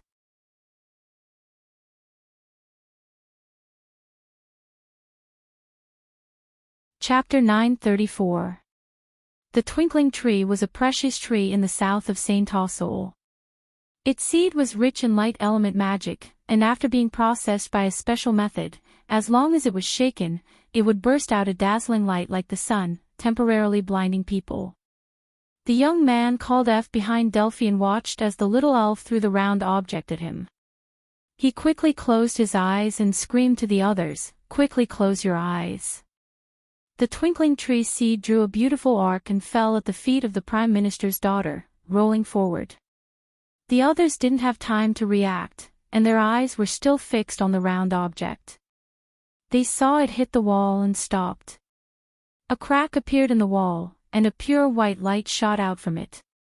It was at this time that a figure flashed in the corridor. A woman's slender hand reached out to the twinkling tree seed and grabbed it in the palm of her hand. This hand seemed to have some kind of invisible magic that could bind the surging light together. The bursting light seemed to have hit an invisible barrier and was reflected back. The dazzling light flashed slightly, and then became gentle. All the light seemed to have gathered into a warm ball of light, and was firmly controlled by this hand within a very small range. Everyone stared at the scene with their mouths agape. F was the only one who closed his eyes. He didn't hear any sound for a long time, so he couldn't help but open half of his eyes. He saw this strange scene: a woman with silver hair, wearing a white robe, and holding a ball of light in her hand, was standing in the middle of the corridor. The ball of light floated in the air, and the light above reflected the cold expression on this woman's face. She was very tall, even taller than many human males. Her pair of eyes seemed to be made of pure silver, shining brightly. The light of the ball of light was slowly dissipating in her hand. Before returning to darkness, this woman turned her head and fiercely glared at the little elf. The little elf was not afraid of anything, but this glare made her heart beat like a drum. She was full of grievances, and in the end, she pouted her little mouth with tears in her eyes. "If you don't want to die, quickly leave this place." The woman in the white robe coldly looked around at everyone and opened her mouth. Her voice was somewhat hoarse and deep. "Who are you?" Delphian asked cautiously. "May I ask what is the meaning of this?" The sudden appearance of this woman shocked everyone present. To be able to restrain the blossoming light in the palm of her hand, how powerful was her control over the light element. If the previous scene was an illusion, then at this moment, the ball of light in her palm was transforming into specks of light that dissipated into the darkness. Just this ability alone was enough to make everyone present unable to resist. The white-robed woman glanced at the ceiling and shook her head anxiously. She seemed to be suppressing something as she said, "Idiots, leave quickly. I don't have time to explain it to you." Delphian still wanted to say something, but she suddenly felt as if her heart had been pricked by a needle, causing her to involuntarily take a step back. She raised her head and looked at the woman in front of her in surprise. A sense of helplessness and fear rose in everyone's hearts at that moment. The two bodyguards of the Prime Minister's daughter fell to the ground with a thump and shouted, "Madam, are you going to kill us?" But at this time, the only one who was not affected, Shienni suddenly flew up and grabbed the cloak by the back of the elf's neck and pulled her back with all her might. At the same time, she screamed, "Little elf, run. She's a dragon." Everyone could see that the woman's eyes gradually turned into a flowing mercury-like color, and slender silver scales gradually appeared on her forehead. Dong! The wooden house seemed to have been hit by a violent gust of wind, and suddenly, the whole house shook. Outside of Rove's compass, the envoys hiding on both sides of the street could see even more clearly. A huge monster was descending from the sky, flapping its shadowy wings. Every time it flapped its wings, the wind was like a storm, sweeping across the sky above Greystone Town. The temperature rose steadily, and the turbulence formed by the air carried scattered sparks. Once the sparks landed on the roof, they would rise into a raging inferno. Everyone felt as if a distant scream rose in their hearts. This scream came from the distant darkness, piercing straight into the depths of their souls. Everyone's hearts contracted due to excessive nervousness, and blood flowed from all parts of their bodies.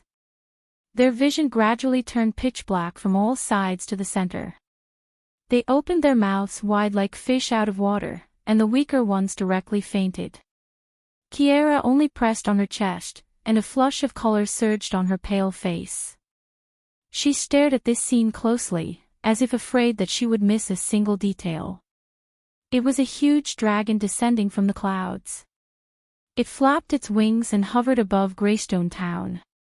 Its pitch-black eyes were like a pair of dull graphite balls, looking down at the world with indifference. It coldly stared at the city, but it gave people the illusion that this pair of terrifying eyes was looking down at them from above. This huge monster was almost half the size of the town, and the flowing flames under its wings were like a cloud of fire. The turbulence carried specks of golden light, and after the fragmented light descended, the entire area was plunged into a sea of fire. The streets were burning, creaking and groaning. "Medisha, are we going to die? Medisha, Medisha, is it coming to eat us? Medisha, will Brando come to save us? Will Brando be eaten too? Forget it, the Roman doesn't need Brando to save us. Brando, run. Run as far as you can." Romaine was scared out of her wits, and Medisha bit her lower lip as she stared at this scene. Beside her, Nasha had already fainted, Yenid was hugging herself in tears, and Dilfari was hiding in the embrace of her cowgirl knight. Eek was trembling as she unsheathed her sword, and Marjorie was guarding the Duke's daughter. Out of everyone, only the nun Princess Magadal was unaffected, and even she felt that it was a little strange. The silver elf princess was like a taut bowstring, ready to fight to the death at any time, but at this moment, she let out a soft gasp. Another aura was rising from Rove's compass. It was weak at first, like a candle in the wind, but it grew rapidly, and in an instant, it was able to match the aura descending from the sky. From bottom to top, it actually pushed back the aura of the black dragon that occupied the sky. "I didn't expect you to be hiding here, Mithril." In mid-air, a thunderous voice rumbled, with contempt and a hint of mockery, like a cat playing with a mouse. "Obsidian." An angry voice resounded throughout Greystone Town. The source of the voice came from Rove's compass, the small wooden house that was drifting in the wind. The wooden house seemed to be under an unimaginable pressure, and it was creaking. Its wooden walls, floor, door, and windows were all trembling, as if it would fall apart at any time. The aura of the white-robed woman was exploding uncontrollably. She looked at the others with pity, and tried her best to suppress the violent energy in her body. With difficulty, she reminded them, "Run for your lives." The last syllable of her sentence turned into a distant roar. She stretched her neck and let out a long roar. Silver wings grew out from her back, and her limbs turned into sharp claws covered with fine and solid scales. Her white robe was torn apart inch by inch, revealing the body of a dragon. A tail also grew out from between her legs. When she turned her head again, she had completely taken the form of a dragon. Under everyone's horrified gaze, this silver dragon was rapidly growing. It broke through the corridor, the roof of the wooden house, and stepped on the floor. Everyone in the corridor slid down with the collapsed floor. Delphian screamed and fell down the stairs. The little elf dizzily fell forward and hit her forehead on the door frame. Ouch! She flailed her arms and legs in an attempt to grab hold of something, and ended up grabbing hold of Sydney's tail and dragging her down, screaming. Effie, Solons, and 2 of Delphine's guards were all grasping at the nearest obstacle, but to no avail. After a sharp groan, Rove's compass was completely torn apart. Bricks and planks, dust and pillars all broke and collapsed, turning into dust and debris. In an instant, the place was turned into ruins. Above the ruins, a gigantic and elegant creature was spreading its wings. The dust and tiles on its wings fell to the ground like rain. Roman and Kiera looked up in a daze at the pair of wings that blotted out the sky as it rose higher and higher. When the silver curtain was fully spread out, it almost covered a few streets nearby. Both of their mouths were slightly agape. The silver dragon had become incomparably huge, occupying a few streets. Its silver body shone under the moonlight, and its scales seemed to be enveloped by a sacred and inviolable halo. She raised her head and looked at the black dragon in the sky with her mercury-like eyes. Obsidian, I'll ask you one more time. Why did you break your oath and leave Georgandy Ridge? The woman's cold voice echoed in the sky above Greystone Town. It even crossed the valley and spread in all directions, spreading to the nearby hills. 1 or 2 miles away, in the center of the old city, Brando witnessed everything more clearly. He saw the shadow in the sky return and descend over Greystone Town. An aura that was comparable to the shadow rose from the city. In an instant, a silver dragon appeared out of thin air a few streets away and confronted the shadow. Yuta and Tia were speechless. Sir Cooper was walking out of the temple with Earl Alcorn, who was covered in wounds. When he saw the scene, he was so scared that his legs went weak and he knelt down. "Oh, Martha, what's going on?" Cooper screamed. Brando did not know what was going on. What was going on in Greystone Town?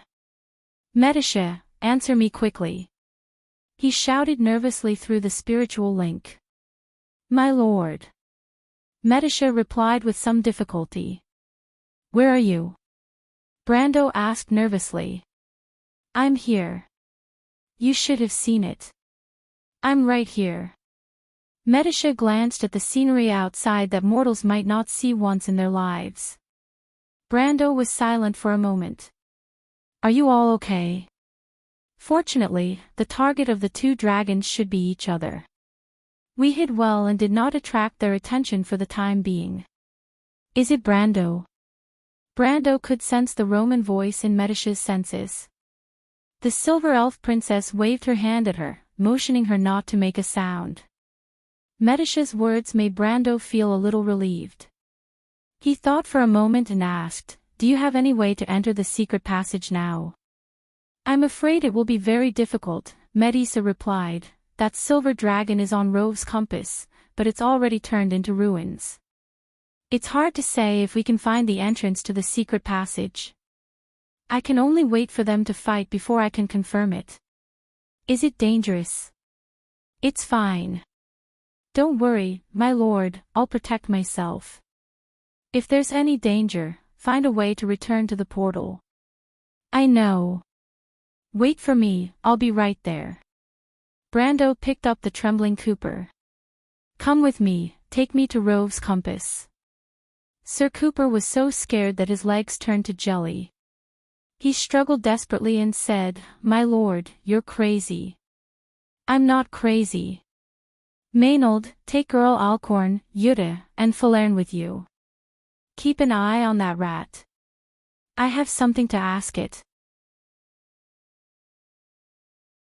Mr. Walton, you can tell the nobles in the tomb that the plan has changed. We have to carry out Plan B. They can leave or stay, but I won't send them out of the city. He paused for a moment. This sentence applies to you too. Walton looked at Cooper, who was in Brando's hand, and shook his head helplessly. Do we have a plan B? The Nightsong Tiger asked in confusion. Now we do. Brando replied. My lord, Medisha helplessly realized that Brando had unilaterally cut off the telepathic connection. She sighed and felt slightly moved. Obsidian, I haven't heard this name for a long time. I used to regret losing it. At this moment, the voice in the sky was still thundering. But Mithril, it's a pity that it's not now. You were so arrogant in Semillion, but now. You're like a stray dog. You shouldn't have appeared. Only death awaits you. Obsidian, it's you who deserve to die. Have you forgotten the sacred agreement? How dare you participate in the war of the mortal world? The three of you are crazy. You've made one mistake after another. Only the harshest punishment awaits you. The silver dragon proudly raised its head and replied coldly. Punishment? Malthus sneered. Who will carry it out? The ancients thought that they could avoid the disaster by living in seclusion.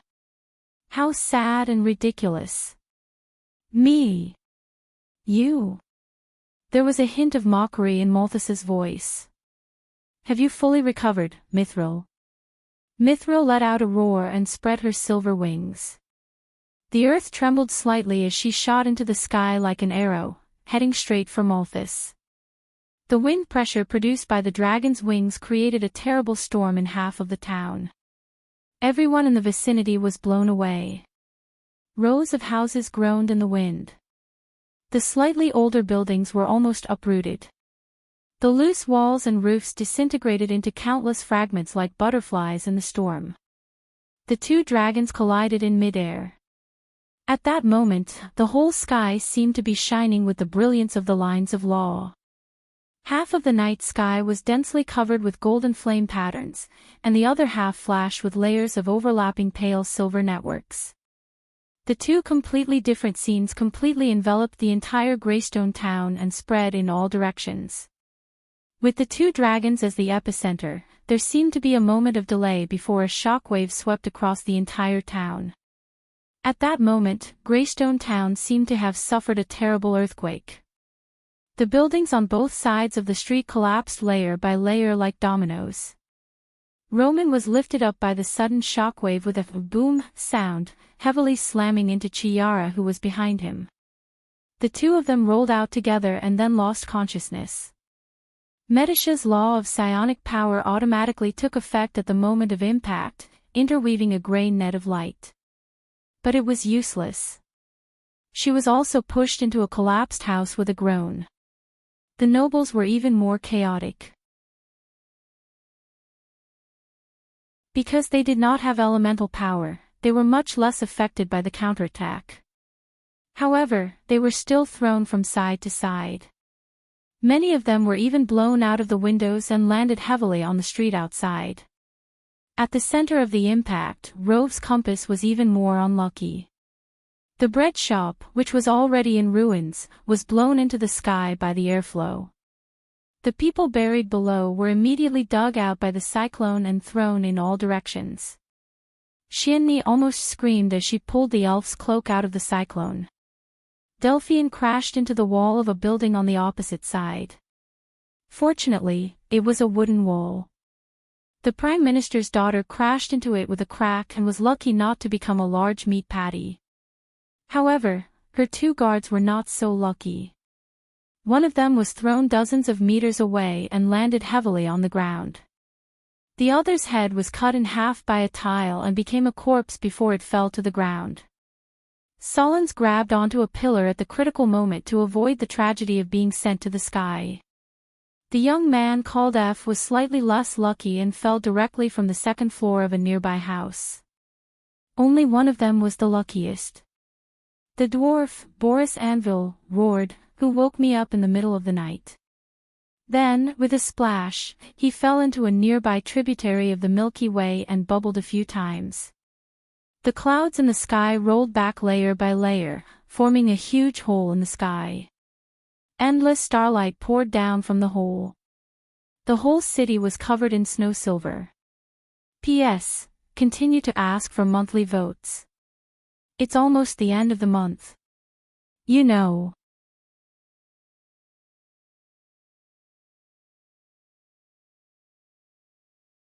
Chapter 935. The two dragons were fighting in the sky above Greystone Town. The shockwaves from the clash of the laws had destroyed more than half of the town in an instant. Several streets were engulfed in flames, and the fire spread further and further with the help of the wind. More buildings had collapsed, and the streets were filled with cracks like broken waves. It was as if the town had experienced a terrible earthquake. It took Sunil a lot of effort to drag the elf out of the center of the battle.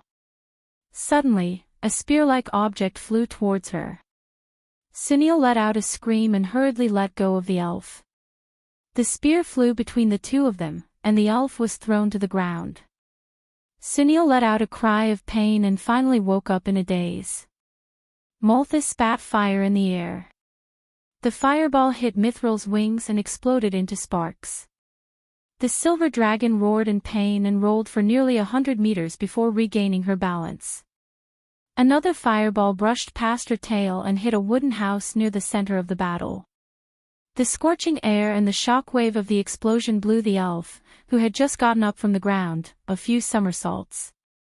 She flew across the ruins of a house and was finally stopped by something stuck in the ground. The elf covered her red forehead with tears in her eyes as she got up from the ground. She opened her mouth slightly and found that the thing that stopped her was a silver spear stuck in the ground. The spear didn't look like an ornament in a noble house. Even after such a violent explosion, it didn't leave a single scratch on it. The spear was shining with a silver light. From top to bottom, the spear was engraved with scenes from heaven to hell. Clouds and light, holy and beautiful, naked angels, ugly demons and original sins, and the flames of hell. On the shaft of the spear was a pair of angel wings made of mithril. The spear was stuck in the ground upside down. The blade was flat and 4 fingers wide, like a sharp sword.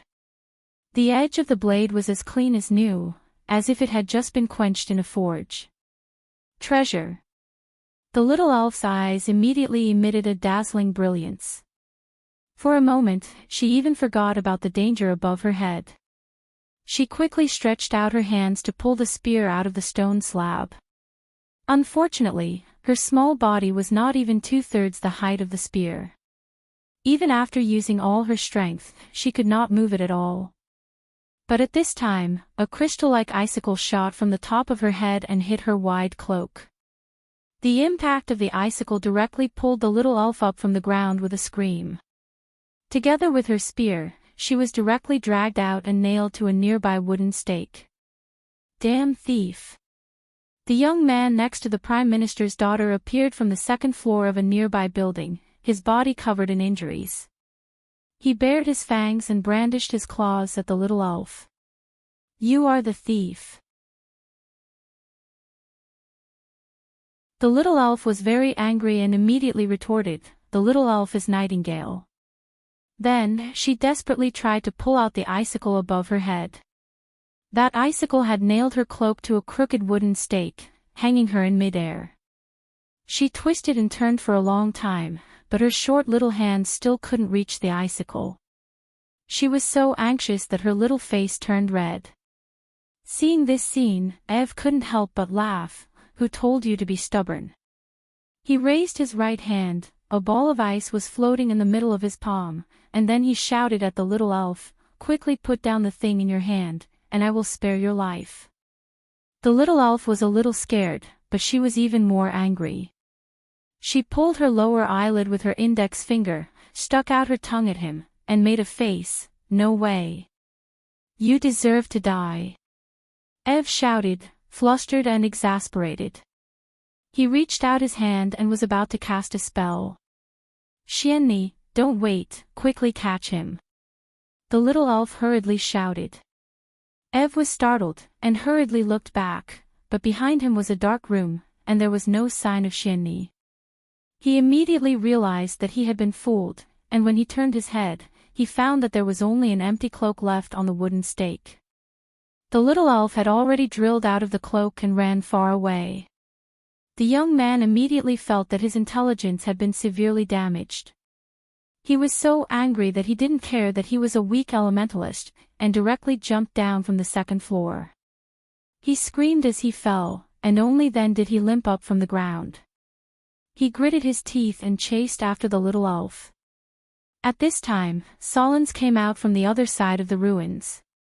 Seeing his companion in such a sorry state, he couldn't help but ask in surprise, "Ev, what happened to you? Did you see the young mistress?" "I don't know where the young mistress is either." Ev gnashed his teeth and shouted, "Quickly catch that damned brat.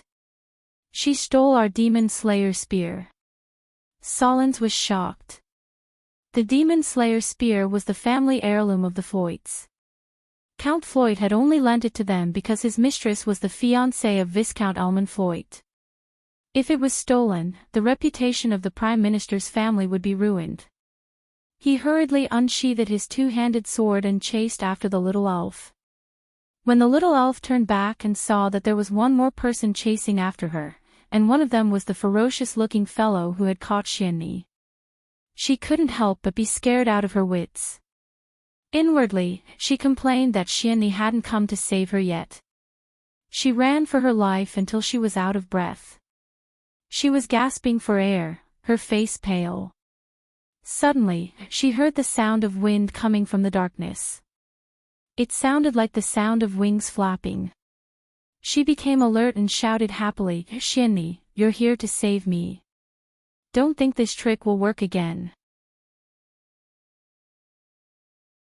When Ev heard the little elf repeat her old trick, he was almost angered to death. She simply looked down on him too much. In any case, he was also a dignified magician, not one of those rude and ignorant barbarian beasts on the border.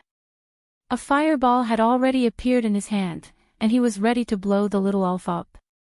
Solons grabbed him and said, "Careful, there's something up ahead. Don't listen to her nonsense." Ev was about to go crazy. He pushed Solons away and said, "She," but the latter half of his sentence was drowned out by a sharp whistle. His eyes widened. Suddenly, he saw a pair of huge fleshy wings in the darkness ahead of him, followed by a terrifying face. Under the two pairs of huge horns, there were long and narrow emerald-like eyes shining fiercely. On top of the thick black scales, there were horny bone plates that looked like a swarm of bees. Strong and powerful limbs, sharp claws, and a huge bloody mouth that was filled with golden flames. Dragon. The young man didn't even have time to say a word before he was completely submerged in a sea of fire. Solons watched as his companion's skin peeled off in front of him, revealing burning muscles, bones, and internal organs. Then the blood evaporated and turned into ashes. He was stunned for a moment. The terrifying monster spat out flames and swept across the sky, turning the whole street into a sea of fire. In the dark night, many such dragon beasts were descending from the sky. They spiraled into Greystone Town and spat out fireballs to set the streets ablaze. They whistled as they flew over the fire, creating a hellish scene. "Get out of my way!" Brando roared. The icy blue sword in his hand flashed with a long and narrow light, and a dragon beast that was charging at him was cut in half. He carried Cooper and moved forward without any hindrance. The dragon beast that was cut in half fell to the sides and crashed into the buildings on both sides. Like a cannonball, the buildings made of wood and stone collapsed. Cooper looked at the scene with his mouth agape. He finally had a clear understanding of the Count's strength. That was a ridgetop dragon, a grade 7 creature of Georgandy Ridge. It couldn't even withstand a single blow from Brando. Brando walked on the street filled with blood. The frost-chant Cinna in his hand dripped with the same color. Behind him was a sea of fire, and the golden flames shone brightly on the river of blood. Walton followed behind him with mixed feelings. Count Alcorn and the other nobles of Cruz who were rescued from the tomb were behind him. Except for the Count, who was over 50 years old and still looked calm, most of the others were trembling in fear. From time to time, they would look up at the two dragons fighting in the sky. From time to time, there would be flaming harpies falling from above, leaving long flaming trails behind them. Sometimes, there would be screaming cavemen fleeing in all directions. But no one cared. Everyone thought they were crazy, but no one dared to fall half a step behind. How far is it? You can see it when you turn the corner.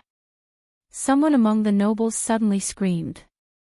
Brando looked up and saw the silver dragon falling from the sky. Medisha pushed away the collapsed wall with a crash. She coughed loudly and shouted in the smoke, "Miss Roman, Your Highness, are you okay?" After a moment, a weak voice replied, "I'm fine, Sister Medisha." Two figures walked out from behind the smoke, one tall and one short. The tall one was Medusa Lysimachia. She had a bloody wound on her arm, while the little prince was unharmed. "Where's the Roman? I didn't see her. Where's Miss Chiara? Princess Magadol?"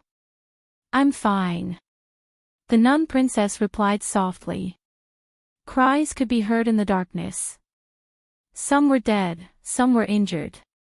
Everyone stood up weakly and tried to find the nearest person. Medisha quickly found Eek, Sergeant Marjorie, Duke's daughter Eugenie, Dilferi and her knight Nia, Enid and Judith, and finally Nasha. The others also gathered together one after another. Other than Marjorie, who was slightly injured, the knight of the inner court was the most seriously injured. A sharp shard pierced her lung. When she was found, she was already unconscious and had a fever. She was mumbling something in a daze. The nobles of Cruz suffered heavy losses. 7 or 8 of them died. Some of them were missing an arm or a leg. If they did not receive timely treatment, they would not live for more than a few days. Most of the others were also injured. Most of them were depressed, and many even fell into despair. After counting the number of people, Medisha found that Roman and Chiara could not be found. The latter was fine, but the former was the fiancé of the Lord and one of her few human friends. She panicked and ordered everyone to spread out to find the whereabouts of the merchant lady and the king's eldest son's sister. But in the end, they got a clue from the sobbing daughter of the Grenoir's family. Before the explosion, Sister Roman and Sister Chiara were in front of me. The little girl replied softly, sobbing. Following that, the others began to recall the scene one after another. Bloomfield, the deputy commander of the Solstice Knights, found the place where Roman and Chiara were last seen according to everyone's description. They dug up the rubble and found a dark hole below. "This is a secret passage." Blomfield was stunned for a moment before he reacted. "Are Sister Roman and the others down there?" The little prince asked worriedly. "It's sealed down there." Medusa's prismatic vertical pupils shone in the darkness. She only glanced at the secret passage and replied indifferently. Medisha did not speak. She was an undead, and darkness was no obstacle for her. What Lysimachia could see was naturally not difficult for her. "Find a way to dig it out," she replied. A hand pressed down on her hand in the darkness. Medisha was slightly startled. She turned around and saw the Duke's daughter looking at her with bright eyes. "Miss Medisha, we can't do that. The nobles of Cruz are very emotional and can cause trouble at any time. The injured also need to be treated. This is the center of the battlefield. There are 2 dragons. We can't stay here for long. I don't know what the commander told you, but we have to move now." Medisha's eyes showed hesitation, and she gently bit her lower lip. The battle outside didn't stop for even a moment. The fire continued to spread, and from time to time, golden rays of light would seep in from the cracks of the ruins. The dry wood crackled in the flames, and the temperature was rising every moment. The dragon flew over the streets, causing the already shaky buildings to creak as if they would collapse at any moment. In such an environment, everyone's nerves were stretched tight. Injury and despair could make people collapse at any time and do unreasonable things. Brando had also ordered her to return to the portal, but the problem was, what about Miss Roman? Eugenie said again, "Let Mr. Eckert and Her Royal Highness take the others and move. I will stay with you to find Miss Roman." Medisha looked at her in surprise. "Miss Eugenie, Miss Medisha, you are that person's subordinate, and I am a member of the diplomatic team. I will stay and represent Erwin's diplomatic team. This is my duty." The Duke's daughter calmly replied, "Don't worry, I will never accept the reputation of the diplomatic team abandoning their members to escape alone. I'll stay too." Petty Officer Marjorie suddenly replied. The Duke's daughter turned around and glared at him in annoyance. "Miss Medisha, I alone will be enough." Medisha looked at the 2, especially Marjorie's wound, and couldn't help but smile. "If that's the case, I'm afraid Mr. Marjorie won't agree. Then let's do as Miss Eugenie says. Leave the outside matters to Mr. Eckert and Commander Bloomfield. We will stay and look for Miss Roman and Miss Chiara." In the darkness, Eugenie and Marjorie's faces blushed when they saw the silver elf princess's teasing gaze. The little elf opened her mouth wide and looked up at the group of dragons flying over her head. After the dragons flew past and turned Effie into ashes, they circled around in the air and then slowly landed in front of her. They flapped their wings twice and landed heavily on the ground. They stared at this little dot with ominous glints in their eyes. The little elf covered the dust with her hands and coughed. She looked at the big guy through the gaps between her fingers.